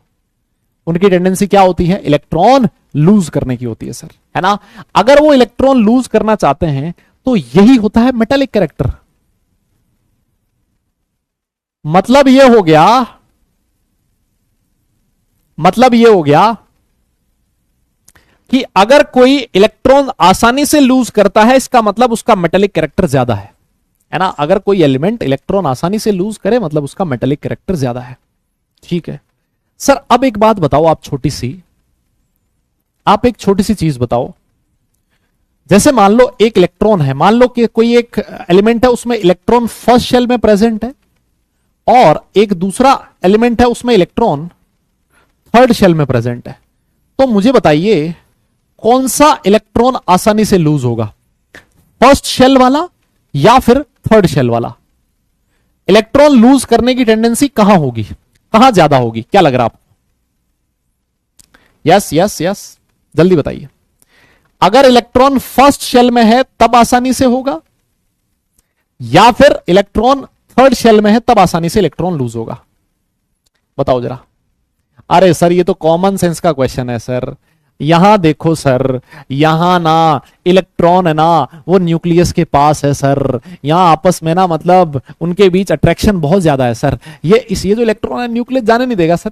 न्यूक्लियस बोलेगा मतलब अच्छा तुसी जा रहे हो, है तुसी ना जाओ भाई, मैं नहीं जाने दूंगा, है ना। तो क्योंकि यहां अट्रैक्शन ज्यादा है तो इलेक्ट्रॉन लूज करने की टेंडेंसी कम है।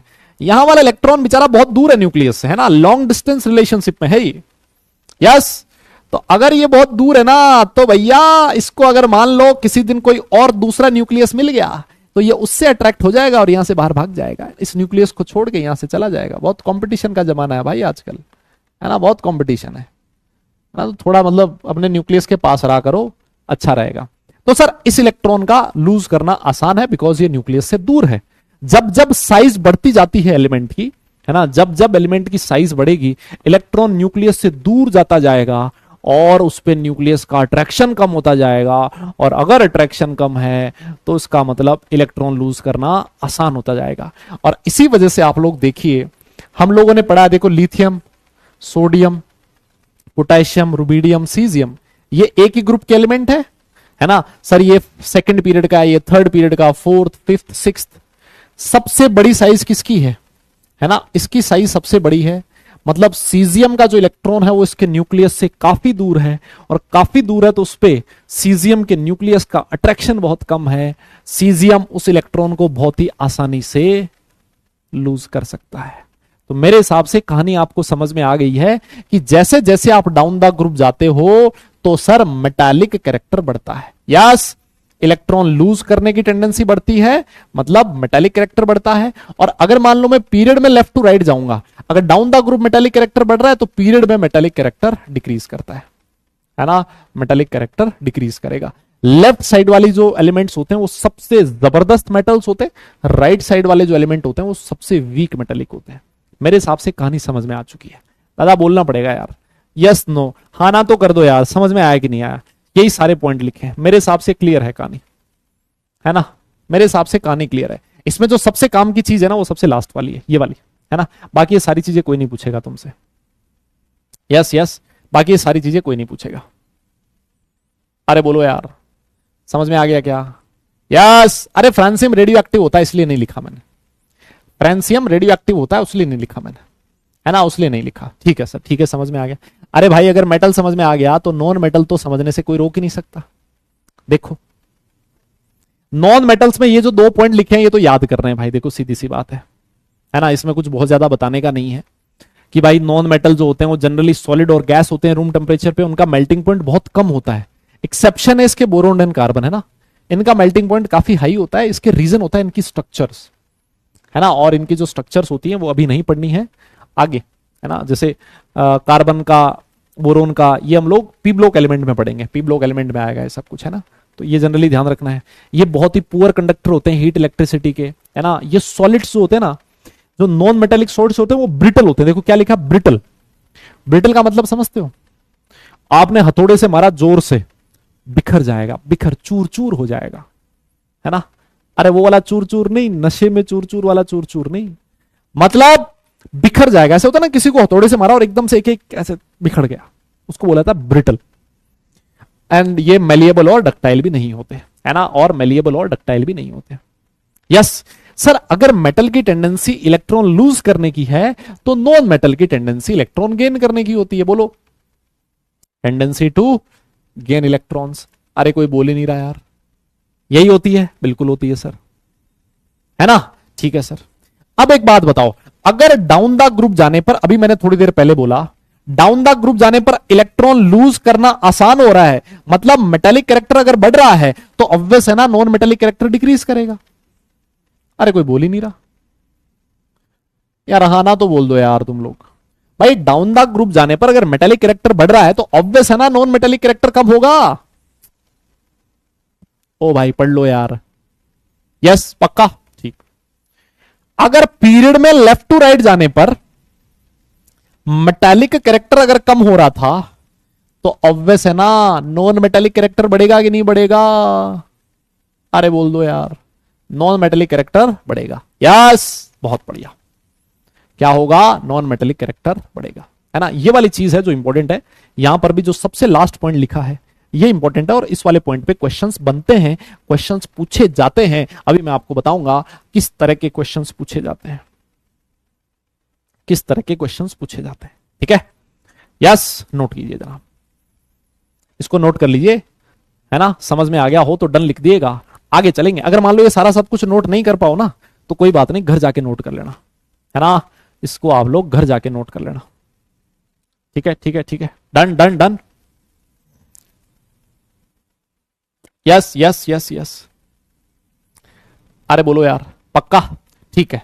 तो सर मेटल समझ में आ गया, नॉन मेटल समझ में आ गया, आगे चलते हैं और बात करते हैं मेटलॉइड की, है ना। मेटलॉइड्स की, मेटलॉइड्स की। मेटलॉइड क्या होते हैं, मेटलॉइड होते हैं भाई जो मेटल और नॉन मेटल की बॉर्डर लाइन पे होते हैं। आपको बताया था मैंने, है ना, आपको मैंने बताया था कि एक जिगजैग लाइन होती है। यस आपको मैंने बताया था एक जिगजैग लाइन होती है ऐसे। इस जिगजैग लाइन के इधर जो एलिमेंट्स आते हैं वो नॉन मेटल्स होते हैं, और इधर जो एलिमेंट्स आते हैं वो मेटल्स होते हैं, बताया था ना आपको। इस बॉर्डर लाइन पे ये वाले जो एलिमेंट्स होते हैं इनको बोला जाता है मेटलॉइड्स, है ना। जनरली जो मेटलॉइड्स होते हैं वो इस वाली लाइन पे आएंगे। अब देखो मेटलॉइड के बारे में बड़ा लफड़ा है, मैंने आपसे कहा था इस लफड़े को हम लोग मिटाने की कोशिश करेंगे। देखो ये एनसीईआरटी की वो है, मतलब ये पेज जो है ना एनसीईआरटी का पेज है। इस एनसीईआरटी के पेज में देखिए ये वाली जिगजैग लाइन जो है ना, एनसीईआरटी के हिसाब से इस लाइन पे जितने भी एलिमेंट आने चाहिए सारे के सारे मेटलॉइड होने चाहिए, है ना। और इस लाइन पे कौन कौन आ रहा है, silicon, germanium, arsenic, antimony, tellurium, polonium और एस्टाटिन, है ना। एनसीईआरटी के हिसाब से एनसीईआरटी ने क्या किया है, एक जिगजैग लाइन बना दी ऐसे और बोला इस जिगजैग लाइन पे जो एलिमेंट आ रहे हैं वो मेटलॉइड है ना। एक बार के लिए ऐसे बोल दिया, लेकिन सुना, हाँ बोरोन नहीं होता बेटा, बोरोन नहीं होता, है ना, बोरोन नहीं होता, बोरोन मेटलॉइड नहीं होता, ध्यान रखना, बोरोन मेटलॉइड नहीं होता है ना। कहीं पे पढ़ा है तो गलत पढ़ा है तुमने, बोरोन मेटलॉइड नहीं होता, बोरोन नॉन मेटल होता है ना। हाँ बोरोन मेटलॉइड नहीं होता बेटा। अब देखो है क्या चीज, फिर आपकी एनसीईआरटी में आता है एक चैप्टर, है ना। एनसीईआरटी में एक चैप्टर आता है, एनसीईआरटी में एक चैप्टर आता है क्लास 12th में जिसका नाम है पी ब्लॉक एलिमेंट्स, है ना। पी ब्लॉक एलिमेंट का कुछ पोर्शन 11th क्लास में है और कुछ पोर्शन 12th क्लास में, ठीक है ना। हाँ तो उसमें इसने लिख दिया, उसमें इसने लिख दिया कि जो पोलोनियम होता है, ये कौन कह रहा है, पोलोनियम और एस्टाटिन, इस पे बड़ा लफड़ा है ना। इसको नॉन मेटल, इस मेटलॉइड वाली कैटेगरी से हटाना है। सर क्यों हटा है, मैं आपको बताता हूं। ये इसलिए हटा, एनसीईआरटी खुद कंफ्यूज है। एनसीईआरटी ने एक जगह तो लिख दिया कि ये मेटलॉइड है, लेकिन जो आपका क्लास 12th में जो पी ब्लॉक एलिमेंट है, पी ब्लॉक एलिमेंट है, उसमें इसने लिखा है कि जो पोलोनियम होता है वो क्या होता है, मेटल होता है। उसने क्या लिख दिया कि जो पोलोनियम है वो क्या है, मेटल है। मेटल है तो इसको यहां से हटाना है। Yes all right, radio active metal होता है पोलोनियम। और वहां पर एक और चीज लिखी है कि जो हेलोजेंस होते हैं, सर जो हेलोजेंस होते हैं वो सारे के सारे नॉन मेटल्स होते हैं, ये भी यहां लिख दिया कि जो हेलोजेंस होते हैं वो सारे के सारे नॉन मेटल्स होते हैं, है ना। तो जो नॉन मेटल है ये है एस्टाटिन, करवाया था ना कल, फिर कल बाहर आई आंटी, है ना, ये वो आंटी है एटी एस्टाटिन, है ना। ये कौन है, एटी आंटी है वो एस्टाटिन। इसके बारे में लिखा कि ये जो है ये नॉन मेटल है, तो इसका मतलब इसको भी यहां से हटाना पड़ेगा। यस, ये जो सिलिकॉन है, ये जो सिलिकॉन है इस पे बड़ा बवाल है भाई। इसके अलावा कोई मतलब बोरोन वोरोन मेटलॉइड नहीं होता, है ना। बोरोन वोरोन मेटलॉइड नहीं होता, मैं आपको सीधी सी बात कह देता हूं। बोरोन नहीं होता, कहीं पे पढ़ा है तो गलत है ना, वो नहीं होता। अच्छा, सिलिकॉन के बारे में एनसीईआरटी ने एक जगह लिखा मेटलॉइड है, एक जगह लिखा मेटल है। अब बताओ, मतलब एनसीईआरटी इतना सब कुछ जमेला कर रहा है तो भैया बाकी से तो क्या उम्मीद करें, है ना। एनसीईआरटी ने क्या बोला, एक जगह लिखा मेटलॉइड है, एक जगह लिखा मेटल है। लेकिन जब आप कई अच्छी बुक्स में पढ़ते हो, और जो अच्छी अच्छी बुक्स मानी जाती है मतलब इसकी इनऑर्गेनिक केमिस्ट्री की, उसमें लिखा है कि जो सिलिकॉन है उसका बिहेवियर मेटलॉइड जैसा होता है ना। तो इस वजह से हमें सिलिकॉन को मेटलॉइड मानना पड़ेगा। यस, मेरी बात समझ में आ गई, है ना। अच्छा सर, बहुत बढ़िया। अब आप ये बताओ सर, हमें क्या क्या मतलब पढ़ना क्या क्या है, मेटलॉइड कौन कौन से होते हैं, आप तो ये बताओ। तो आपको जो अल्टीमेटली मेटलॉइड याद रखने हैं कौन कौन है, एक सिलिकॉन, फिर है आपका जर्मेनियम, फिर है आर्सेनिक, एंटीमनी, टेलुरियम, और एनसीईआरटी ने एक जगह और लिख दिया, देखो ये जो सिलेनियम होता है ना, सिलेनियम देखो दादा देखना, ये जो सिलेनियम होता है ना, एनसीईआरटी ने इसको एक जगह लिख दिया। यहां देखो, यहां सिलेनियम को इस बॉर्डर लाइन पे नहीं लिखा था, जिगजैग लाइन पे, लेकिन एनसीईआरटी क्लास 12, अगर आपको भरोसा ना हो पीब्लॉक एलिमेंट में आप जाके पढ़ सकते हैं, वहां पर लिखा कि जो सिलेनियम है ग्रुप 16 एलिमेंट में, सर ये भी मेटलॉइड होता है। तो अल्टीमेटली आपको जो मेटलॉइड्स याद रखने हैं वो ये वाले हैं, है ना। अल्टीमेटली जो आपको मेटलॉइड याद रखने हैं वो ये वाले हैं, बस ये नोट कर लो। अल्टीमेटली जो आपको मेटलॉइड याद रखने हैं वो ये वाले हैं। मेरी बात समझ गए। लेकिन इससे पहले तो सर आपने इतनी सारी लंबी चौड़ी कहानी क्यों सिखाई हमें, है ना, लंबी चौड़ी कहानी क्यों सिखाई। तो मैं आपको बता दूं, ये लंबी चौड़ी कहानी इसीलिए सिखाई क्योंकि मेटलॉइड में बड़ा कंफ्यूजन है। और मैं फिर आपसे हाथ जोड़ के विनती करूंगा, आप लोग जाके गूगल पे ना सर्च करें कि बताओ कौन सा मेटलॉइड होता है, कौन सा मेटल नहीं होता, कौन सा मेटलॉइड नहीं होता, है ना। अगर आप लोग गूगल सर्च करेंगे तो उस पर बड़ा बवाल है। ये जो मैंने लिखा है एनसीईआरटी को ध्यान में रखते हुए लिखा है, ठीक है ना। और हमारे लिए भैया एनसीईआरटी भगवान है। एनसीईआरटी में जो लिखा है वो सही है हमारे लिए, चाहे वो गलत लिखा हो, लेकिन हमारे लिए एनसीईआरटी सही है ना। क्योंकि अल्टीमेटली जब भी प्रॉब्लम होगी, जब भी कोई क्वेश्चन फंसेगा, तो आपका जो सीबीएसई है ना, एनटी है, वो एनसीईआरटी को रेफर करेगा, है ना। और एनसीईआरटी ये बोलती है कि जो सिलिकॉन होता है वो मेटलॉइड, ये सारे मेटलॉइड्स होते हैं, और जो बोरोन होता है वो मेटलॉइड नहीं होता, है ना। तो अगर कहीं पर ऐसा लिखा है कि जो बोरोन है वो मेटलॉइड है, हो सकता है उसने अपने हिसाब से लिखा हो, किसी बुक में लिखा हो, मैं गलत नहीं कह रहा हूं, लेकिन एनसीईआरटी नहीं बोलती। और जब तक एनसीईआरटी नहीं बोलती तब तक हम भी नहीं बोलेंगे कि ये मेटलॉइड है।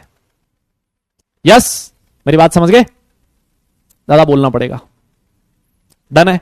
तो इसी वजह से मैंने तुम्हें सारी कहानी सिखाई, है ना, और फिर बताया कि कौन कौन सा है क्या नहीं है।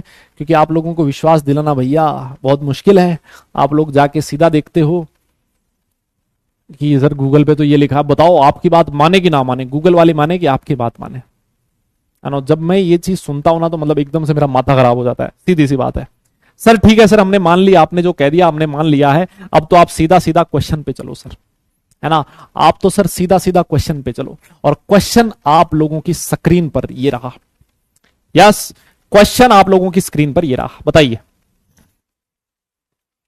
क्वेश्चन आप लोगों की स्क्रीन पर ये रहा, क्या कह रहा है, considering the element boron, aluminium, magnesium and calcium, the correct order of their metallic character is.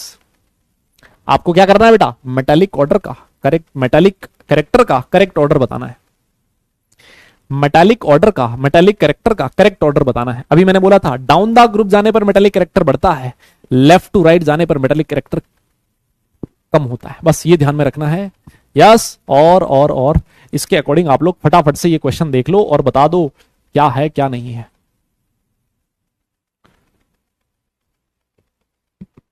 जरा आपने पहले पूछा था कि बोरोन मेटल है, नॉन मेटल है या मेटलॉइड, तो आपने रिप्लाई किया था कि बोरोन इज मेटलॉइड, और आप बोरोन को नॉन मेटल। अबे भाई मैंने कब बोल दिया था ऐसा है? ऐसा कब बोला था यार? मेरे मुंह में मत डाला करो ऐसी चीजें। मतलब हद है तुम, मतलब कुछ भी बोल देते हो भाई। आपने बोला था, कब बोला था मैंने? मेरा मेरा दिमाग खराब है यहाँ। बोरोन देख, ये बोरोन कहीं मेटलॉइड लिखा हुआ है, कैसे बोल दूंगा मैं? हर दिन मैं ये वाली पॉइंट ये लेके आता हूं है। इसमें कहां लिखा है तुझे बोरोन? कहां दिख रहा है बताइए जरा। कहां दिख रहा है बोरोन? कुछ भी बोलते हो यार भाई। पढ़ाते हुए 10 साल हो गए मुझे, 2014 से आज 2024 हो गया, 10 साल से पढ़ा रहा हूं। ठीक है ना? कुछ भी बकवास कर देते हो। सर आपने कल बोला था, कब बोला था मैंने कल भाई मेटलॉइड होता है? बताओ, मैं क्यों बोलूंगा? और अगर मान लो कभी बोल भी दिया, ऐसे कुछ पूछ लिया हो, कुछ बोल दिया हो, कई बार इंसान मतलब मुंह से कोई चीज बोल ही देता, लेकिन तुम्हें विश्वास नहीं है कि मतलब सर ने जो बोला है वो सही है कि नहीं है। मतलब हद है भाई। बोरोन का बता दिया महाराज क्या है। हाँ, PWAI गुरु also said that boron is metalloid, then what?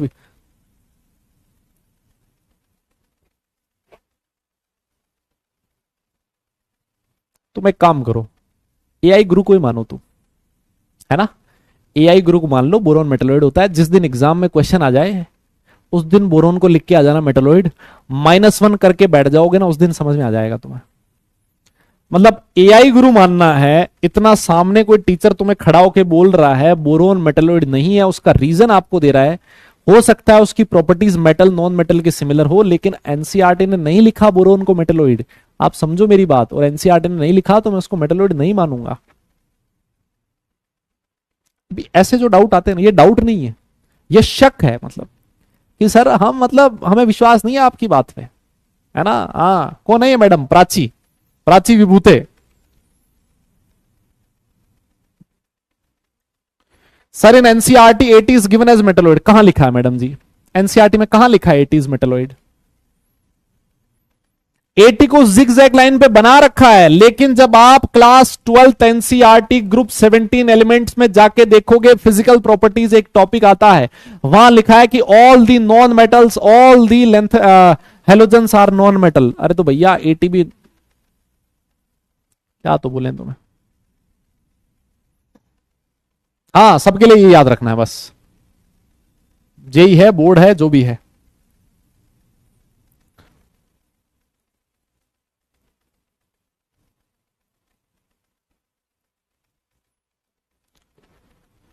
हाँ, हो गया ये क्वेश्चन।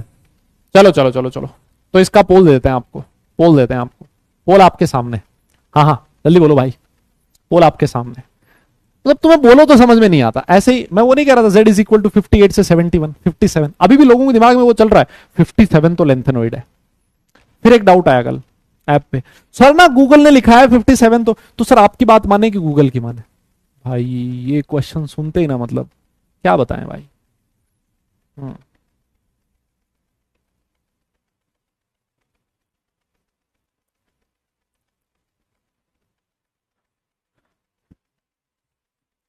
जहां कहीं भी प्रॉब्लम होता है ना ये चीज चेक करने में कि मेटल है कि नॉन मेटल है, तो कहां से देखा जाता है? एनसीईआरटी से देखा जाता है ना। तो एनसीईआरटी ने क्या लिखा है दैट इज इंपॉर्टेंट, है ना? हाँ, इस बात को मानो। ये मैं अपनी मर्जी से नहीं कह रहा हूं, मैं नहीं कह रहा हूं, मैं किसी से लड़ने को तैयार नहीं हो जाऊंगा कि बोरोन एक कहेगा नॉन मेटल है, मैं कहूंगा मेटलॉइड है, सारा हाथ में लाठी लेके सर फोड़ दूंगा, बोले नॉन मेटल कैसे कह रहा है। मैं नहीं करूंगा भाई ऐसा, वो एनसीईआरटी ने लिखा है इसलिए मैं बोल रहा हूं, है ना? हाँ, आओ, ये हो गया इसमें ऑप्शन नंबर डी। 85% लोगों ने सही जवाब दिया। देखो सर कैसे किया आपने। जब भी आपको ये सारा सब कुछ करना होगा ना, तो उससे पहले आपको क्या करना होता है, ये जितने भी एलिमेंट्स हैं इनकी पीरियोडिक टेबल में पोजीशन पता होनी चाहिए। क्या पता होना चाहिए? पीरियोडिक टेबल में पोजीशन।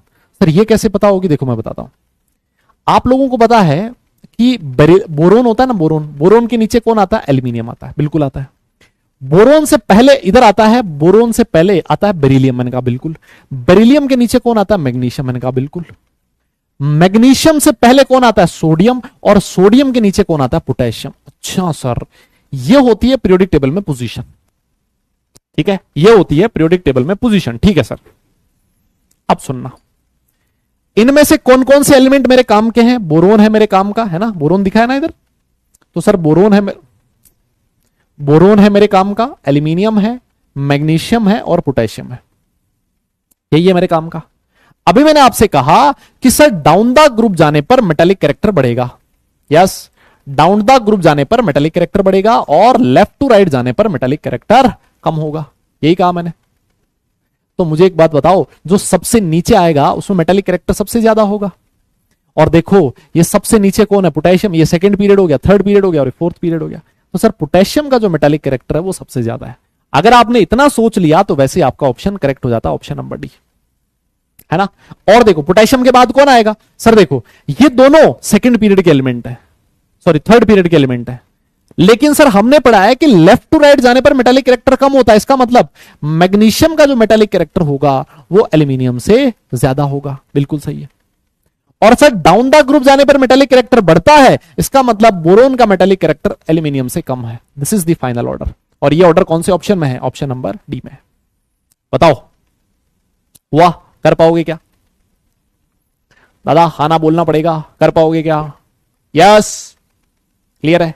रिएक्टिविटी सीरीज से नहीं याद रखना है भाई, रिएक्टिविटी सीरीज नहीं याद रखनी, यहां कोई भी क्वेश्चन घुसा देगा। रिएक्टिविटी सीरीज भूल जाओ अभी के लिए। जो आपको मेथड बताया है उससे याद करना है। इसीलिए मैं आपसे कहा कि जितने भी एलिमेंट्स हैं सारे एलिमेंट की पीरियोडिक टेबल में पोजीशन याद होनी चाहिए। अगर पीरियोडिक टेबल में पोजीशन नहीं पता तो फिर लफड़ा हो जाएगा, फिर आप ये वाले ऑर्डर्स वगैरह कैलकुलेट नहीं कर पाओगे, है ना। तो इसी तरीके के जो क्वेश्चंस हैं करिएगा ट्राई आप लोग, है ना। ये तो एनसीईआरटी का ही क्वेश्चन है, ठीक है। ये इनको कल अगली क्लास में डिस्कस करेंगे, है ना। 2023 जेईई मेंस का क्वेश्चन है, एक बार ट्राई करना, मैं आपसे ये चाहता हूं, है ना। होता है कि नहीं होता है वो अलग बात है, लेकिन कम से कम ट्राई तो करना जरूरी है ना। कम से कम ट्राई तो करना जरूरी है। यस, चलिए सर, बहुत बढ़िया सर। हाँ आइए आगे चलते हैं और एक छोटा सा टॉपिक पढ़ लेते हैं, है ना। 10 मिनट का टॉपिक है, 10 मिनट का टॉपिक है जिसका नाम है शील्डिंग इफेक्ट या फिर स्क्रीनिंग इफेक्ट। क्या बोला जाता है, शील्डिंग इफेक्ट या फिर स्क्रीनिंग इफेक्ट, ठीक है। शील्डिंग इफेक्ट या फिर स्क्रीनिंग इफेक्ट, क्या नाम है, शील्डिंग इफेक्ट या फिर स्क्रीनिंग इफेक्ट, ठीक है। ये अपना लास्ट टॉपिक है आज का। क्या होता है सर, है ना, इसके नाम में सब कुछ छुपा है। शील्डिंग इफेक्ट या फिर स्क्रीनिंग इफेक्ट, सुनना मेरी बात, क्या होता है ये। एक छोटा सा एग्जाम्पल देके बता रहा हूं, है ना। एक छोटा सा एग्जाम्पल आपको दे रहा हूं, समझना मेरी बात को।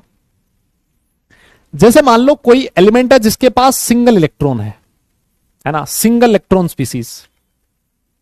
मतलब ऐसे बहुत सारे एलिमेंट हो सकते हैं जिनके पास एक ही इलेक्ट्रॉन प्रेजेंट हो। तो मान लो अगर किसी के पास एक ही इलेक्ट्रॉन है ना, एक ही इलेक्ट्रॉन है, और मैं आपसे पूछूं इस इलेक्ट्रॉन पे कितने तरह के इंटरेक्शंस काम कर रहे हैं, तो आप बोलोगे सर कितनी तरह का, क्या इलेक्ट्रॉन पे नेगेटिव चार्ज है, न्यूक्लियस पे पॉजिटिव चार्ज है, तो सिर्फ और सिर्फ फोर्स ऑफ अट्रैक्शन लग रहा है। मैंने कहा बिल्कुल सही बात है ना, बिल्कुल सही बात है, फोर्स ऑफ अट्रैक्शन लग रहा है, बिल्कुल सही है। अच्छा, फिर मैंने कहा एक बात बता, मान ले तेरे पास मल्टी इलेक्ट्रॉन स्पीसीज है। क्या है, मल्टी इलेक्ट्रॉन स्पीसीज। अच्छे समझना, आगे आने वाले हर दिन, आज के बाद जो हर दिन होगा उस दिन मैं शील्डिंग इफेक्ट का नाम जरूर लूंगा, शील्डिंग इफेक्ट का नाम जरूर लूंगा। अबे यार सेंट्रीफ्यूगल फोर्स जो होता है ना, वो इलेक्ट्रिकल इंटरेक्शन नहीं होता, वो कोई अलग तरह का फोर्स है, इलेक्ट्रिकल फोर्स थोड़ी ना है। सेंट्रीफ्यूगल फोर्स कोई इलेक्ट्रिकल फोर्स ऑफ अट्रैक्शन या रिपल्शन नहीं है। मैंने क्या कहा, इलेक्ट्रिकल इंटरेक्शन किस तरह का है, तो इंटरेक्शन का मतलब होता है अट्रैक्शन या रिपल्शन। सेंट्रीफ्यूगल फोर्स ना तो अट्रैक्शन होता है ना रिपल्शन होता है ना, वो अलग तरह का फोर्स है, उसको यहां पढ़ने की जरूरत नहीं है। हाँ, अगर मान लो मल्टी इलेक्ट्रॉन स्पीसी है, मान लो ये है आपका न्यूक्लियस, ये फर्स्ट शेल है, ये सेकंड शेल है और ये थर्ड शेल है। सर हमने तो ये पढ़ा है कि फर्स्ट शेल में 2 इलेक्ट्रॉन आ सकते हैं। मैंने कहा सही पढ़ा है भाई। सर हमने ये पढ़ा है कि सेकंड शेल में 8 इलेक्ट्रॉन आ सकते हैं। मैंने कहा भाई सही पढ़ा होगा। और ये वो इलेक्ट्रॉन है ना, इस इलेक्ट्रॉन की मैं बात कर रहा हूं, है ना, इस इलेक्ट्रॉन की मैं बात कर रहा हूं। अब समझना, मैंने आपसे कहा एक बात बता, ये जो बाहर वाला इलेक्ट्रॉन है, इस इलेक्ट्रॉन पे कितने तरह के इलेक्ट्रिकल इंटरेक्शंस काम कर रहे हैं। तो आप पता क्या बोलोगे, आप बोलोगे सर देखो ये इलेक्ट्रॉन है, ये न्यूक्लियस है, तो एक तो लग रहा है फोर्स ऑफ अट्रैक्शन अंदर की तरफ, है ना, ये इलेक्ट्रॉन है सर, अंदर की तरफ एक फोर्स ऑफ अट्रैक्शन लग रहा है फोर्स ऑफ अट्रैक्शन लग रहा है। ठीक है सर, मान लिया। मान लेते हैं एक बार के लिए कि ये जो फोर्स ऑफ अट्रैक्शन है इसका मैग्नीट्यूड है 10। कितना है? फोर्स ऑफ अट्रैक्शन का मैग्नीट्यूड कितना है? 10। ठीक है सर, मान लो। अच्छा सर, इस इलेक्ट्रॉन पे देखो, ये जो इलेक्ट्रॉन होंगे ना, अंदर वाले इलेक्ट्रॉन, ये देखो ये रिपेल कर रहे होंगे सर इस इलेक्ट्रॉन को। ये वाले इलेक्ट्रॉन, अंदर वाले शेल के जो इलेक्ट्रॉन्स हैं सर, ये रिपेल भी तो कर रहे होंगे। मैंने कहा भाई बिल्कुल कर रहे हैं। तो सर इस पे अंदर की तरफ रिपल्शन भी लग रहा है और बाहर की तरफ, सॉरी, अंदर की तरफ अट्रैक्शन लग रहा है और बाहर की तरफ रिपल्शन लग रहा है। क्या मैं सही बात कर रहा हूं? ये इलेक्ट्रॉन है, बाहर की तरफ रिपल्शन लगेगा। तो यहां दो तरह के इंट्रैक्शंस पॉसिबल है। कितने तरह के? दो तरह के। एक कौन सा है? अट्रैक्शन जो अंदर की तरफ है, दूसरा रिपल्शन जो बाहर की तरफ है। मुझे एक बात बताइए, अगर ये इलेक्ट्रॉन इस एलिमेंट में प्रेजेंट है, इस एटम के अंदर प्रेजेंट है, तो मुझे बताओ कौन से फोर्स का मैग्नीट्यूड ज्यादा है, अट्रैक्शन का या फिर रिपल्शन का? क्या लगता है? अट्रैक्शन का या फिर रिपल्शन का? कौन सा मैग्नीट्यूड ज्यादा है? क्या लगता है तुम्हें? अट्रैक्शन का मैग्नीट्यूड ज्यादा है या फिर रिपल्शन का मैग्नीट्यूड ज्यादा है? क्या कहता है आपका दिल? क्या कहता है? हाँ तुम ही बता दो, तुम्हारा दिल क्या कह रहा है? नहीं नहीं, तुम ही बता दो।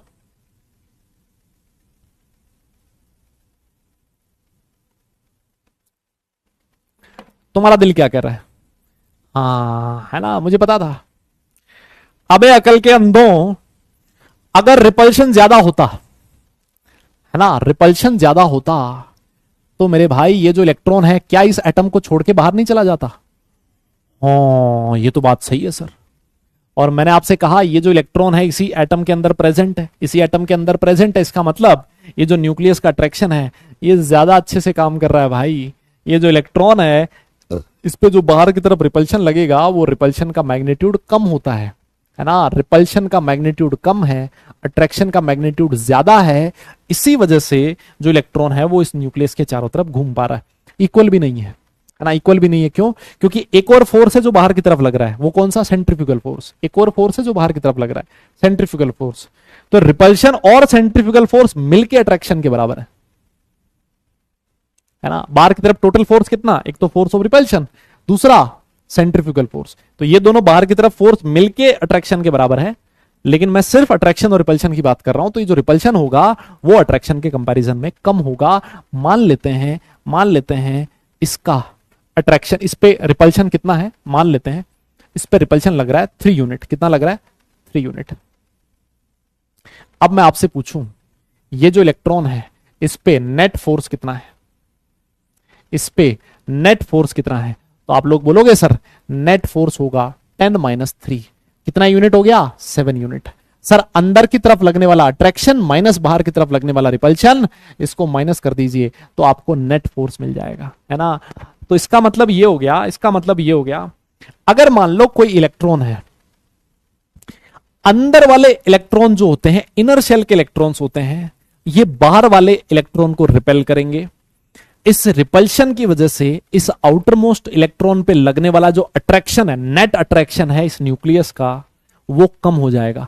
मान लो अगर अंदर की तरफ कोई रिपल्शन, अंदर की तरफ कोई इलेक्ट्रॉन प्रेजेंट नहीं होता, खुद सोचो, अगर यहां कोई इलेक्ट्रॉन प्रेजेंट नहीं होता तो इस इलेक्ट्रॉन पे नेट फोर्स कितना लगता? 10 लगता। लेकिन इन अंदर वाले इलेक्ट्रॉन्स की वजह से इस आउटर इलेक्ट्रॉन पे, जो इस बाहर वाले इलेक्ट्रॉन पे लगने वाला नेट अट्रैक्शन है वो डिक्रीज कर गया। सर 10 लगना चाहिए था लेकिन कितना हो गया? 7 हो गया। तो ये जो नेट फोर्स का अट्रैक्शन का कम होना, यस अट्रैक्शन का कम होना, this is known as shielding effect.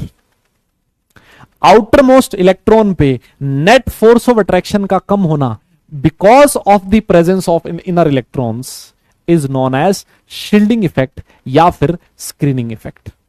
ऐसा लग रहा है कि ये जो अंदर वाले शेल के इलेक्ट्रॉन्स हैं ये एक दीवार की तरह काम कर रहे हो, है ना, एक शील्ड की तरह काम कर रहे हैं, एक स्क्रीन की तरह काम कर रहे हैं, है ना। और उसी दीवार की वजह से, उसी शील्ड की वजह से इन दोनों के बीच जो अट्रैक्शन है वो 10 ना लग के 10 की बजाय कितना हो गया? 7 हो गया। 7 क्यों हुआ? 7 इसलिए हुआ बिकॉज अंदर वाले इलेक्ट्रॉन बाहर वाले को रिपेल कर रहे हैं। मेरी बात समझ में आई क्या? यस। और यही अट्रैक्शन का कम होना, this is known as shielding effect. अरे कॉन्सेप्ट समझ में आया क्या? मैं मतलब डेफिनेशन तो लिखवा ही दूंगा, क्या तुम्हें कॉन्सेप्ट समझ में आया क्या?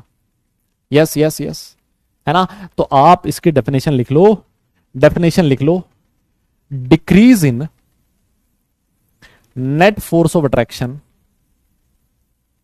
Decrease in net force of attraction on outermost electron, किसकी वजह से? Because of the presence of inner electrons, because of the presence of inner electrons, inner electrons is known as या shielding effect, is known as shielding effect या फिर screening effect, है ना। कुछ जगह पर इसको ऐसे भी लिखा होता है, it is the shielding of, it is the shielding of, it is the shielding of outer electrons from the nucleus by the inner electrons, है ना, बाय द इनर इलेक्ट्रॉन्स। दोनों में से कुछ भी लिखा हो एक ही बात है ना। और भैया ये किसके लिए एप्लीकेबल होगा, है ना सर, ये एप्लीकेबल है किसके लिए? Applicable for multi electron species, किसके लिए? मल्टी इलेक्ट्रॉन स्पीसीज के लिए, है ना। अगर मान लो सिंगल इलेक्ट्रॉन स्पीसी है ना, तो उसके लिए स्क्रीनिंग इफेक्ट की बात हम लोग नहीं करेंगे, है ना। सिंगल इलेक्ट्रॉन स्पीसी है उसके लिए ऐसी कोई बात नहीं होगी। यस यस यस भाई, सिंगल इलेक्ट्रॉन है ना, तो सिंगल इलेक्ट्रॉन में तो कोई लफड़ा है ही नहीं, है ना। सिंगल इलेक्ट्रॉन में तो कोई लफड़ा है ही नहीं सर, एक इलेक्ट्रॉन है तो वहां पर कोई अंदर वाले इलेक्ट्रॉन रिपेल नहीं करेंगे, ठीक है ना। तो ये हो गया कहानी, ठीक है, बहुत बढ़िया बहुत बढ़िया। अब एक छोटी सी चीज और है ना, एक क्वेश्चन है जो बहुत ही इंपॉर्टेंट है, order of shielding effect. Shielding effect का ऑर्डर क्या होता है? Order of shielding effect sir किस किस का बताना है? आपको बताना है एसपीडीएफ का, एसपीडीएफ का। जो शील्डिंग इफेक्ट का ऑर्डर होता है वो ये होता है। अब ये सोच के आना अगली क्लास में कि सर ये ऑर्डर क्यों होता है ना। ये इंपॉर्टेंट है बेटा, है ना दादा, ये इंपॉर्टेंट है, इस पे क्वेश्चन पूछा जाता है ना। एक बार के लिए इसको सोच के आना, सोच के जरूर आना कि ये शील्डिंग इफेक्ट का ये ऑर्डर क्यों हो गया। एस इलेक्ट्रॉन्स का जो शील्डिंग इफेक्ट होता है वो सबसे ज्यादा होता है, इसका मीनिंग समझते हो? अगर मैं कहता हूं कि एस इलेक्ट्रॉन्स का शील्डिंग इफेक्ट ज्यादा है, इसका मतलब यह है कि अगर मान लो एस इलेक्ट्रॉन अंदर वाले शेल में प्रेजेंट है तो इसकी आउटर इलेक्ट्रॉन को रिपेल करने की टेंडेंसी ज्यादा है। शील्डिंग इफेक्ट ज्यादा होने का मतलब समझते हो ना, आउटर इलेक्ट्रॉन को रिपेल करने की टेंडेंसी ज्यादा है। जब मैं कहता हूं कि एफ इलेक्ट्रॉन्स का शील्डिंग इफेक्ट कम है, इसका मतलब एफ इलेक्ट्रॉन्स की आउटर इलेक्ट्रॉन को रिपेल करने की टेंडेंसी कम है।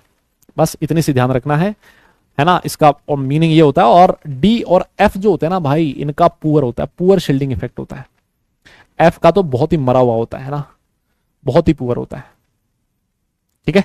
बस आज के लिए हम लोग इतना ही करेंगे, आज के लिए हम लोग इतना ही करेंगे, आज के लिए हम लोग इतना ही करेंगे। तो आज का जो होमवर्क है देखो, ये तो आपके मॉड्यूल की एक्सरसाइज होगी, है ना, मॉड्यूल का एक्सरसाइज हो गया। आज आपको कोई डीपीपी नहीं मिलेगा, है ना, डीपीपी नहीं मिलेगा। आज आपको जो होमवर्क दिए हैं, जो क्लास में दिया है ना, वो क्वेश्चंस करके आने। अगली क्लास में उन क्वेश्चंस को डिस्कस करेंगे, है ना। जो क्लास में दिया है वो क्वेश्चंस करके आए, उनको हम लोग डिस्कस करेंगे। और फिर उसके बाद रिविजन जरूर करके आए भाई, है ना। मैं बार बार आपसे हाथ जोड़ के एक ही बात पे विनती करता हूं, है ना, एक ही बात की विनती करता हूं कि भाई आप लोग रिवीजन जरूर करें, टाइमली रिवाइज करें, है ना। क्योंकि जब आप रिवीजन नहीं करते हो तो आपको इनऑर्गेनिक केमिस्ट्री नहीं समझ में आएगी, है ना। इस बात का ध्यान रखें। अच्छा, एक छोटी सी चीज मैं आपसे और पूछता हूं। अच्छा मुझे बताओ, ये जो हीलियम है, हीलियम, हाँ छोटी सी चीज और बताता हूं। ये जो हीलियम है, ये जो हीलियम है, ये एस ब्लॉक का एलिमेंट है या फिर पी ब्लॉक का एलिमेंट है? सोच के आना, है ना, इसका सोच के आना। ये एस ब्लॉक एलिमेंट है या फिर पी ब्लॉक एलिमेंट है? सोच के आना, अगली क्लास में याद दिलाना मुझे, है ना। इसके बारे में बताऊंगा मैं आपको, है ना। हाँ, थोड़ा ऐसे ही पूछ लिया, मतलब ऐसे दिमाग में आया तो डाउट, है ना। सोच के आना अगली क्लास में और मुझे याद दिलाना कि सर ये वाली चीज बतानी है, ठीक है। चलो फिर क्लास खत्म करें आज। यस यस यस, क्लास खत्म करें। हाँ, और मैं कुछ डाउट भी बता रहा था आप लोगों को, है ना। कुछ बच्चों के डाउट थे जो मैं स्क्रीनशॉट लेके आया था, एक बार के लिए मैं बता देता हूं। चलो कोई नहीं, नेक्स्ट क्लास में बताऊंगा, नेक्स्ट क्लास में, टाइम हो गया काफी, है ना। नेक्स्ट क्लास में करेंगे बात, ठीक है ना। ऑल राइट सर, चलिए फिर आज के लिए हम लोग बस इतना ही करेंगे।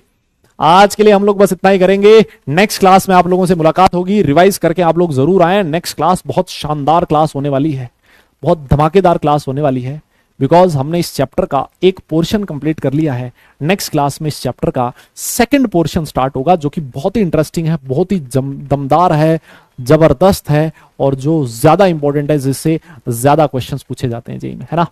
तो लेकिन ये क्वेश्चंस होमवर्क में जरूर करके आना। मैं क्वेश्चंस को सीधा लिखूंगा, पोल दूंगा, और फिर हल्का सा डिस्कस करके खत्म कर देंगे बात, है ना। एक बार के लिए करके जरूर ना होमवर्क वाले क्वेश्चन, ठीक है ना। ऑल राइट, चलिए भाई लोगों, बस आज के लिए इतना ही करेंगे। नेक्स्ट क्लास में आप लोगों से मुलाकात होगी। तब तक सारे लोग अपना ख्याल रखें, खुश रहें, हंसते मुस्कुराते रहें, और पढ़ाई जरूर करते रहें, क्योंकि काम तो पढ़ने से चलेगा भाई, सिर्फ मुस्कुराने से नहीं। चलिए फिर, tata bye bye, love you all.